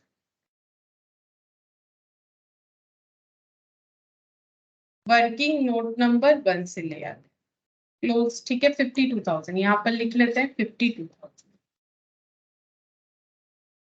अच्छा, यहाँ पर आएगा ट्रेड पेबल, ट्रेड पेबल तो आसान है, ऐड करना पड़ेगा, रिजर्व सरप्लस अगर समझ में आ जाता है तो और कोई है नहीं इसमें ज्यादा कुछ टफ। तो यहाँ पर नेक्स्ट लिखेंगे creditor, creditor note number 4, I think, note number 4, creditor, creditor है एच लिमिटेड का 30 और एस लिमिटेड का 20, एस लिमिटेड का 20, ठीक है, तो ये दोनों मिला के लिखा जाता है 50,000, तो यहाँ पर लिखते हैं 50,000, और एक बार चेक कर लेते हैं टोटल कितना आ रहा है, आंसर के साथ मैच हो रहा है कि, अच्छा 52,000 और 50,000, अच्छा 82,600 प्लस 2 लाख, 3,84,600, 3,84,600, ठीक है, 3,84,600। अच्छा, इसके बाद क्या आएगा यहाँ पर, इंटेंजिबल एसेट में गुडविल आएगा, note number 5, note number 5, intangible asset, goodwill, working note number 1 से मिल रहा है हमें इसका अमाउंट, तो गुडविल कितना आया है 14,000, ये गुडविल आया है ना, अच्छा मैंने कैपिटल से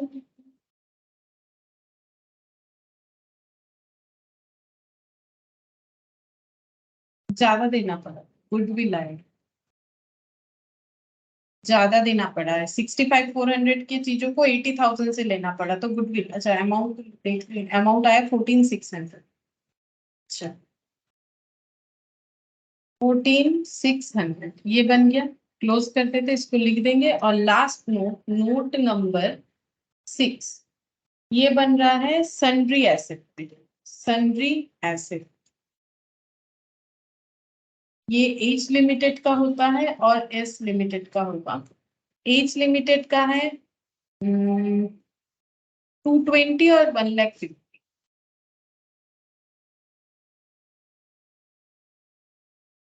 3,70,000, 3,70,000 और इधर 14,600, 14,600, 3,70,000 माइनस 3,70,000 माइनस, हाँ 14,600 जीरो आ रहा है, मतलब सही बात, ठीक है, तो यहाँ पर क्या देखना है हमें, टोटल लिख लेते हैं कितना आया 3,84,600, 3,84,600, ठीक है, तो मेन यहाँ पे क्या देखना है हमें, कौन सा प्री एक्विजिशन प्रॉफिट और रिजर्व का क्या ट्रीटमेंट होगा, पोस्ट का क्या होगा, तो सिंपल लॉजिक है, एक्वर करने के बाद हमने भी मेहनत किया तो उनका प्रॉफिट मेरा प्रॉफिट, तो हम अपने प्रॉफिट के साथ ऐड करके लिखेंगे, ठीक है, तो हम अपने बैलेंस शीट में जहां प्रॉफिट दिखाते हैं वहीं दिखाएंगे, मतलब पीएल में, उनका रिजर्व मेरा रिजर्व, तो इसका मतलब उनका रिजर्व का जो हिस्सा है वो मेरे रिजर्व के साथ जुड़ के दिखा देंगे। ऐसा कौन बोल रहा है, होल्डिंग कंपनी, क्योंकि कॉन्सोलिडेटेड बैलेंस शीट उसी को बनाना है, लेकिन प्री एक्विजिशन का क्या है कि मेरा मेहनत किया हुआ प्रॉफिट में ये तो मुझे खरीदना पड़ेगा, क्योंकि जब हम खरीदने जाएंगे तो मुझे शेयर के साथ साथ उनका प्रॉफिट रिजर्व जो है वो भी खरीदना पड़ेगा, तो ये यहाँ पर एडजस्ट हो जा रहा है, तो इसीलिए इसका कैलकुलेशन यहाँ तक क्लोज हो जाएगा। और ये जो है ये हम लोग अलग अलग कैलकुलेट करेंगे, ये टोटल करो या ना करो कोई फायदा नहीं, ठीक है। ये जो है ना ये टोटल करके कोई फायदा नहीं, क्यों? क्योंकि हम लोग ये टोटल कहीं पर नहीं लिख सकते हैं, रिजर्व को रिजर्व में लिखेंगे, प्रॉफिट को प्रॉफिट में लिखेंगे, ठीक है, इसीलिए टोटल करके कोई फायदा नहीं है। ये रिजर्व सरप्लस के हेड में जाएगा, तो ये पीएल के हेड में चला जाएगा, सॉरी ये रिजर्व के हेड में चला गया, क्योंकि ये रिजर्व था, जो अमाउंट जिस चीज को डिनोट करेगा वहां जाएगा, ये पीएल में चला जाएगा, सिंपल, ठीक है। और माइनॉरिटी इंटरेस्ट का क्या होता है? माइनॉरिटी इंटरेस्ट जो है वो तो पहले से ही है बिजनेस में, इसीलिए इनका प्री हो या पोस्ट हो, मतलब एक्वायर करने के पहले का प्रॉफिट या रिजर्व हो और एक्वायर करने के बाद का प्रॉफिट या रिजर्व, वो पूरा का पूरा माइनॉरिटी इंटरेस्ट को बिलोंग करेगा, दैट इज यहाँ पर 52,000, इसीलिए ये कॉलम यहाँ पर हम लोग इजीली चाहे तो ऐड कर सकते हैं, ठीक है। तो ये हम लोग का देखो ये प्रॉफिट वाला जो पोर्शन है वो भी मैंने यहाँ पर तुम लोग को बताया, ठीक है। अच्छा, इसके बाद होता है कि अगर कुछ म्यूचुअल डेब्ट का बात होता है उसके बारे में, ये पॉइंट नंबर 10 है, ठीक है। म्यूचुअल डेब्ट का जो होता है उसमें कैसे कैलकुलेशन हम लोग कर सकते हैं वो हम एक छोटा सा एग्जांपल से समझा देते हैं। इंटर डेब्ट जो है उसके बाद नेक्स्ट क्लास में हम लोग देखेंगे, ऐसा कोई क्वेश्चन मिलेगा तो हम लोग करेंगे, जरूर होगा ऐसा कोई ना कोई क्वेश्चन, ठीक है। तो हम लोग इंटर कंपनी डेब्ट के ऊपर एक क्वेश्चन करते हैं, तो हम यहाँ पर अपना एग्जांपल जो दे रहे हैं वो हम टी शेप में दे रहे हैं, ठीक है। तो टी शेप में होगा नहीं लेकिन, ठीक है, फिर ये टी शेप की तरह क्वेश्चन जो है तुम लोग का नहीं आएगा, क्वेश्चन ऐसा आता है, ठीक है, क्योंकि कंपनी जो है रिवाइज शेड्यूल 3 मेंटेन करती है, लेकिन अभी हम वो 10th नंबर पॉइंट को समझाने के लिए ये टी शेप से करके दिखा रहे हैं, ठीक है। तो दो कंपनी है, एक होल्डिंग एक सब्सिडियरी। होल्डिंग के पास क्या है? इक्विटी शेयर कैपिटल है, सब्सिडियरी के पास भी इक्विटी शेयर कैपिटल कितना है? इनके पास है 500 और इनके पास है 300, ठीक है। इनके पास है रिजर्व सरप्लस कितना है? 200, ठीक है। और क्रेडिटर 40, क्रेडिटर 40 रुपीज का, ठीक है। और बिल्स पेबल, बिल्स पेबल ये कितना है? 60 है। इसमें लिखेंगे 50% of them where, 50% of them मतलब ये वेयर ऑफ एज लिमिटेड, मतलब ये होल्डिंग कंपनी को बिलोंग कर रहा है। क्यों? हम बता देते हैं, यहाँ पहले टोटल कर लेते हैं, ये हो गया 100 और ये हो गया 600, ठीक है। और इधर आता है एसेट 600, ठीक है। क्वेश्चन मिल जाएगा हमें ऐसा, हम लोग कंसेप्ट को समझने के लिए एक बार छोटा सा एग्जांपल से देख लेते हैं। अच्छा, इधर फिक्स्ड एसेट 430,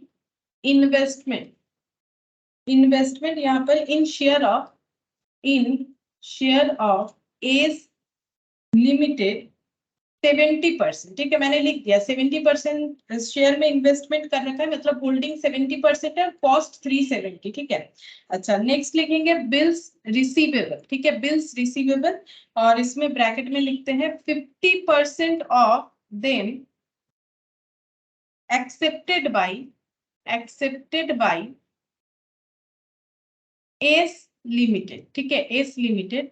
तो इसका वैल्यू हो रहा है 200, तो यहाँ पर लिखेंगे 5499 और यहाँ पर हो गया 1000, ठीक है, 1000, क्योंकि 70 और 30 100 हो जाएगा। रिजर्व सरप्लस इनका है 300 और क्रेडिटर है 200, ठीक है। अब हमें करना क्या है?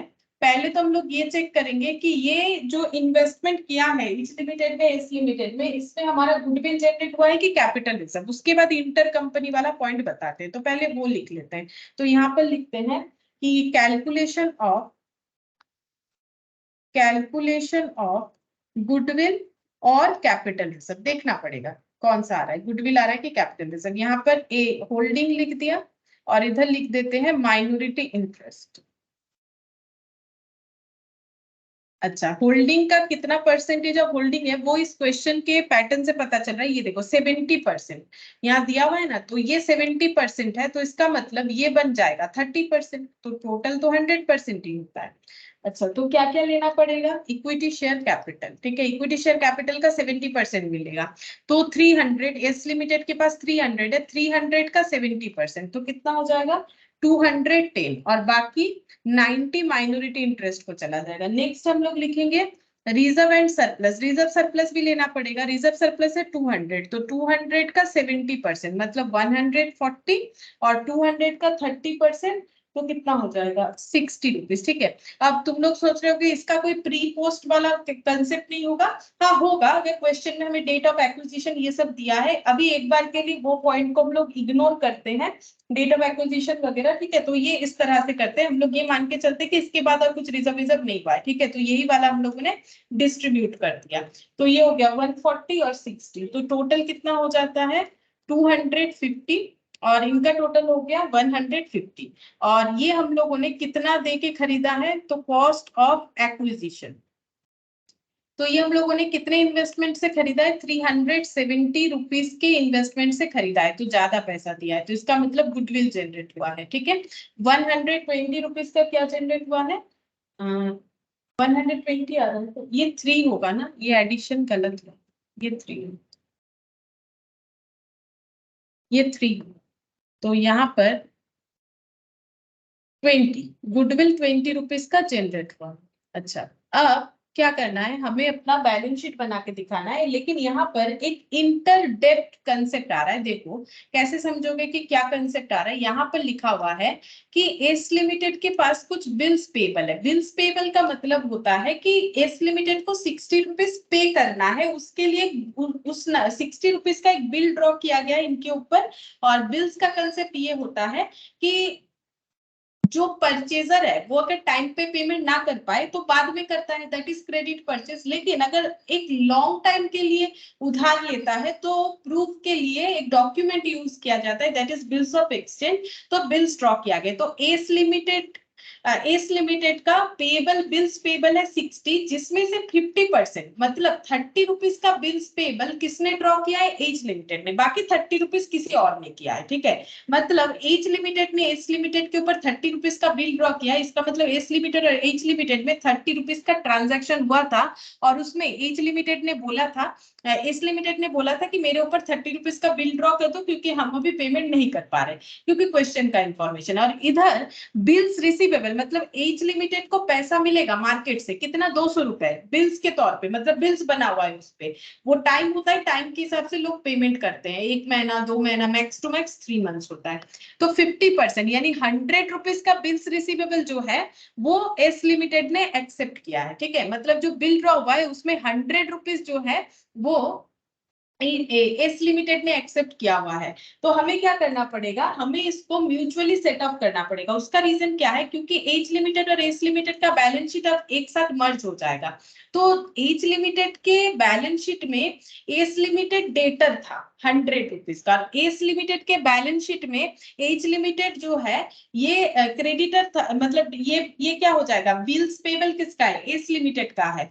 तो इसका मतलब ये एस लिमिटेड क्या हो गया, क्रेडिटर हो जा रहा है। ठीक है, एस लिमिटेड हो रहा है एच लिमिटेड का क्रेडिटर, और एच लिमिटेड जो है एस लिमिटेड का डेटर हो रहा है। मतलब एस लिमिटेड के तरफ से देखो तो एस लिमिटेड को पे करना है किसको, एच लिमिटेड को। ठीक है, और एच लिमिटेड के तरफ से देखो तो उसे मिलने वाला है एस लिमिटेड से। ठीक है, लेकिन जब दोनों चीज मर्ज हो जाएगा तो म्यूचुअली कैंसिल हो जाएगा। तो एच लिमिटेड को मिलेगा कितना, 100 रुपया, और एज लिमिटेड को पे करेगा कितना, 30 रुपीज। ठीक है, तो हम लोग क्या करेंगे, ये डेटर क्रेडिटर का जो रिलेशन है इसे हम लोग म्यूचुअली सेट अप कर लेंगे। ठीक है, तो देखो कैसे म्यूचुअली सेटअप होगा। तो हम बनाते हैं यहाँ पर कॉन्सोलिडेटेड बैलेंस शीट, हम टी शेप में ही बना के दिखाते हैं कि कैसे करके ये कंसेप्ट फुलफिल होगा। तो टी शेप में एक बार बना के दिखा देते हैं, नेक्स्ट क्लास में जब हम लोग क्वेश्चन करेंगे ना यहाँ से, तब हमें मिल जाएगा जो कि प्रॉपर फॉर्मेट में होगा। तो यहाँ पर कॉन्सोलिडेटेड बैलेंस शीट बनेगा। तो कॉन्सोलिडेटेड बैलेंस शीट का मतलब सारी चीजों को मर्ज करना। फिक्स्ड एसेट इनका 430, इनका 600 ऐड कर दो। हम फिक्स्ड एसेट से स्टार्ट करें, 430 और 600, तो ये कितना हो गया 1030। फिर क्या आ जाएगा, फिर गुडविल, एसेट में गुडविल ये जनरेट हुआ है, तो यहाँ पर कॉन्सोलिडेटेड बैलेंस शीट में गुडविल आ जाएगा। और क्या एसेट साइड में कुछ है यहाँ पर, नहीं। इन्वेस्टमेंट तो जो है ये तो मतलब कैंसिल आउट हो जा रहा है, ये तो एडजस्ट कर दिया ना हम लोगों ने। क्या क्या एडजस्ट किया, ये वाले पोर्शन के साथ ये वाले पोर्शन को एडजस्ट कर दिया और इसका नेट ही हमारा गुडविल निकल के आया। तो ये और ये जो है कंसोलिडेटेड बैलेंस शीट में नहीं जाएगा। फिक्स्ड एसेट लिख दिया, यहाँ से भी एसेट लिख लिया, ठीक है। अच्छा, अब क्या बचा है, अब ये बिल्स रिसीवेबल वाला लिखेंगे। उसके पहले जो म्यूचुअल सेटअप के अलावा पोर्शन है वो लिख लेते हैं, जैसे कि एच लिमिटेड का इक्विटी शेयर कैपिटल और रिजर्व सरप्लस, ये लिख के दिखा देते हैं। एच लिमिटेड का यहाँ पर आ जाएगा इक्विटी शेयर कैपिटल 500, ठीक है। रिजर्व सरप्लस ये कितना है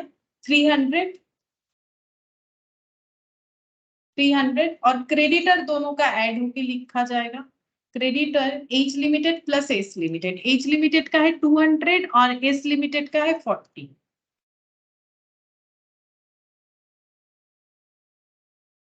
मतलब 240 और एक आएगा माइनॉरिटी इंटरेस्ट, है ना। माइनॉरिटी इंटरेस्ट भी आ जाएगा 150, ये भी लिख दिया। लाइबिलिटी साइड में आता है ना करेंट लाइबिलिटी बोल के, तो माइनॉरिटी इंटरेस्ट भी आ गया। अब बचा बीपी और बीआर का कंसेप्ट। तो बिल्स रिसीवेबल एसेट साइड में आएगा, ये तो बैलेंस शीट का एसेट साइड हो गया ना, और ये बैलेंस शीट का लाइबिलिटी साइड हो गया। अच्छा, और यहाँ पर क्या आ जाएगा बिल्स पेबल। अब क्योंकि म्यूचुअली सेटअप हुआ है तो क्या कंडीशन आ रहा है, तो बिल्स रिसीवेबल किसका था, बिल्स रिसीवेबल था एच लिमिटेड के पास, कितने का था 200 का था, ठीक है 200 का था। अच्छा, और बिल्स पेबल किसका था, बिल्स पेबल था एस लिमिटेड का, वो कितने का था 60 रुपीज का, 60 रुपीज का था। तो यहाँ पर हम लोग एडजस्ट करेंगे, कितना एडजस्ट होगा ये देखो। यहाँ पर हम लोगों का इंटर कंपनी डेट जो है bills receivable bills payable between holding and subsidiary company, वो हमारा कैंसिल हो जाना चाहिए, ठीक है। तो कितना कैंसिल हो सकता है, यहाँ पर देखो ये जो अमाउंट है 50% बोला है, दोनों केस में 50% बोला है। तो 200 का 50% कितना होता है, 200 का 50% 100 और यहाँ पर 30 रुपीज, ठीक है, यहाँ पर 30 रुपीज हो जाएगा। अच्छा, तो एक सेकंड, यहाँ पर 200 का 50% मतलब 100 हो जाएगा, 100 और यहाँ पर 30, 100 यहाँ पर 200 है, 200 में से हम लोगों का कितना कैंसिल हो जाएगा 50% मतलब एक सेकंड 50 है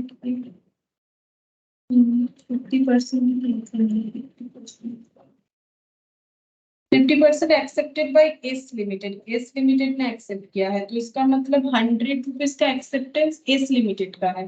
तो ये बिल्स रिसीवेबल जो है 100 रुपीज इसका है, और यहाँ पर 60 का 50%, ये 50 नहीं है ये शायद,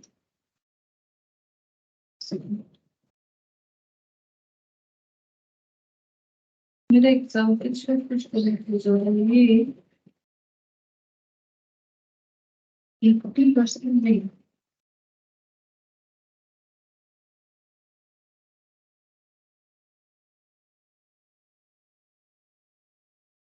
कितना परसेंट लगेगा कि एडजस्ट हो, ये अमाउंट कितना लेना चाहिए मुझे,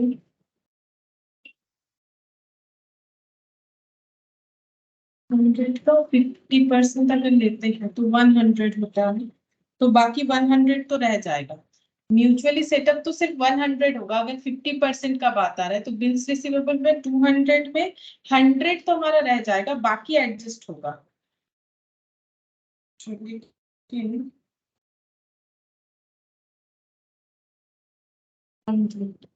600, ये तो कैलकुलेशन ठीक है। यहाँ पर कितना कितना लिखने से मेरा, मुझे लगता है 50-50 लिखने से नहीं आएगा, क्योंकि मेरे यहाँ पर टोटल करने पे कितना लिखने से बैलेंस हो जाएगा दोनों साइड। एडजस्टमेंट कैसे लिखें, बिल्स पेबल जो है हम लोग का 60 है पहले से, ठीक है 60 है, इसमें से एडजस्ट कितना हो जाएगा। अच्छा, ये ना परसेंट नहीं, अच्छा ठीक है, हाँ अब होगा। इसमें परसेंटेज मत लिखो, इसमें लिखो ₹50, ठीक है, ₹50 ऑफ देम, ठीक है, ऐसे करो तब होगा। ₹50 of them where of H limited, ठीक है, ₹50 of them where H limited, और इसे भी ₹50 लिखो, 50% नहीं, तब होगा एग्जाम्पल सही। यहाँ पर हो रहा है कि एस लिमिटेड का जितना भी पेएबल अमाउंट है उसमें से 50 रुपए उसे एच लिमिटेड को पे करना है, एच लिमिटेड का जितना भी रिसीवेबल अमाउंट है उसमें से 50 रुपए उसे एस लिमिटेड से मिलेगा। अब अगर ये दोनों कंबाइन हो जाते हैं इतने दिन, अगर देखे तो एच लिमिटेड के तरफ से देखे तो एस लिमिटेड उसका डेटर था, ठीक है, एस लिमिटेड को देख के उसे क्या लगता था, मेरा डेटर है, ठीक है, और एस लिमिटेड को देखो उसके तरफ से अगर देखे तो उसे एच लिमिटेड को देख के क्या लगता था, मेरा क्रेडिटर है, कितने का, 50 रुपीज का, ठीक है, मुझे उसको 50 रुपीज देना है, ये देख रहा था मुझे इससे 50 रुपीज मिलेगा। अगर ये दोनों मिल जाते हैं तो ना ये इसका डेटर रहेगा ना ये इसका क्रेडिटर रहेगा, क्योंकि अब ये दोनों एक साथ बिजनेस कर रहे हैं। तो जो ये एच लिमिटेड का बिजनेस, एस लिमिटेड का बिजनेस, मतलब सब्सिडियरी का सब कुछ खुद का ही हुआ। अब खुद के बिजनेस में क्या हम लोग बोलेंगे हम लोग खुद ही खुद के डेटर या क्रेडिटर है, ये तो नहीं बोल सकते। तो हमें क्या करना पड़ेगा, 50 रुपीज को कैंसिल कर देना पड़ेगा दोनों जगह से, मतलब कंबाइंड बैलेंस शीट में 50 रुपीज हट जाएगा। ना तो एच लिमिटेड एस लिमिटेड का डेटर होगा, मतलब एच लिमिटेड एस लिमिटेड का क्रेडिटर होगा, ना तो एस लिमिटेड एच लिमिटेड का डेटर होगा। तो हमें जो म्यूचुअल डेट है वो कैंसिल कर देना पड़ेगा। तो यहाँ से 50 और यहाँ से 50 कैंसिल कर देंगे, ठीक है। वो परसेंटेज लिख रहे थे इसीलिए जो है मैच नहीं होता क्वेश्चन। तो इसका मतलब 60 रुपीज हमारा अभी भी बिल्स पेबल रहेगा, 60 रुपीज में 50 रुपीज हमारा कैंसिल हो जाएगा, 10 रुपीज अभी भी बिल्स पेबल रहेगा। और बिल्स रिसीवेबल के केस में 200 बिल्स रिसीवेबल था, उसमें से 50 जो है म्यूचुअली सेटअप हो जाएगा, यानी 150 जो है बिल्स रिसीवेबल अभी भी रहेगा। तो टोटल करने से यहाँ पर कितना आ जाता है, ये हो गया 170, तो ये 70 ऐड करने से 1200, ठीक है, और यहाँ पर 500 300 800 1000 और 1000 और ये 1090 और 10, मतलब 1200, ठीक है, 1200 हो रहा है। एक बार चेक कर ले, एक बार चेक कर लेते कितना है।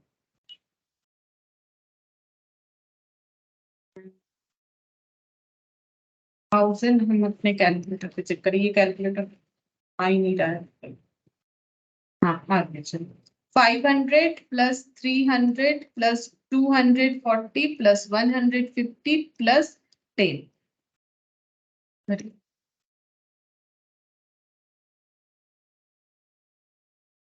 240 प्लस 150 प्लस 10, 1200, ठीक है, सही बात 1200। तो इससे हम लोगों ने क्या पढ़ा कि अगर सब्सिडियरी होल्डिंग कंपनी बन जा रहा है, दो कंपनी में रिलेशन अगर सब्सिडियरी होल्डिंग का हो रहा है, तो इंटर डेप्ट, मतलब देखो ना डेप्ट ही हुआ ना, एच लिमिटेड को एस लिमिटेड से मिलेगा, एस लिमिटेड को एच लिमिटेड को पे करना पड़ेगा। तो जितना इसमें लेन देन था, क्योंकि बिजनेस अब एक बन जा रहा है, तो हमारे बिजनेस में हम लोग खुद अपने आप को डेटर या क्रेडिटर डिफाइन नहीं कर सकते। तो ये वाला पॉइंट वही लिखा हुआ था, if transaction about bills received bills payable is given then reduce the mutual, वही म्यूचुअल मतलब जो एक दूसरे के अंदर ट्रांजैक्शन हो रहा था, from both bills receivable and bills payable in consolidated balance sheet. Same चीज हमें डेटर क्रेडिटर पे भी अप्लाई करना है। तो जितना अमाउंट जो है एच और एस लिमिटेड के अंदर हुआ है उतना हमें लेस कर देना है, बिल्स रिसीवेबल से उतना अमाउंट और बिल्स पेएबल से उतना अमाउंट। तो क्वेश्चन आसान था, बट मैंने परसेंटेज लिख दिया था तो इस वजह से कैलकुलेट नहीं हो पा रहा था। तो परसेंटेज में भी हो सकता है आंसर, ऐसा बात नहीं कि नहीं हो सकता है, लेकिन मैंने जो कैलकुलेशन यहाँ पर जो एग्जाम्पल क्रिएट किया है उसमें परसेंटेज लगाने से मेरा बैलेंस शीट टैली नहीं करेगा, तो मैंने 50 रुपीज कर दिया उसे, ठीक है। तो ये समझने के लिए, बाकी हमें ऐसा क्वेश्चन आई होप कि नेक्स्ट क्लास में हम लोग देखेंगे, तुम लोग के मैथ से ही हमें मिल जाएगा नेक्स्ट क्वेश्चन, ठीक है। तो आज इतना ही करते हैं।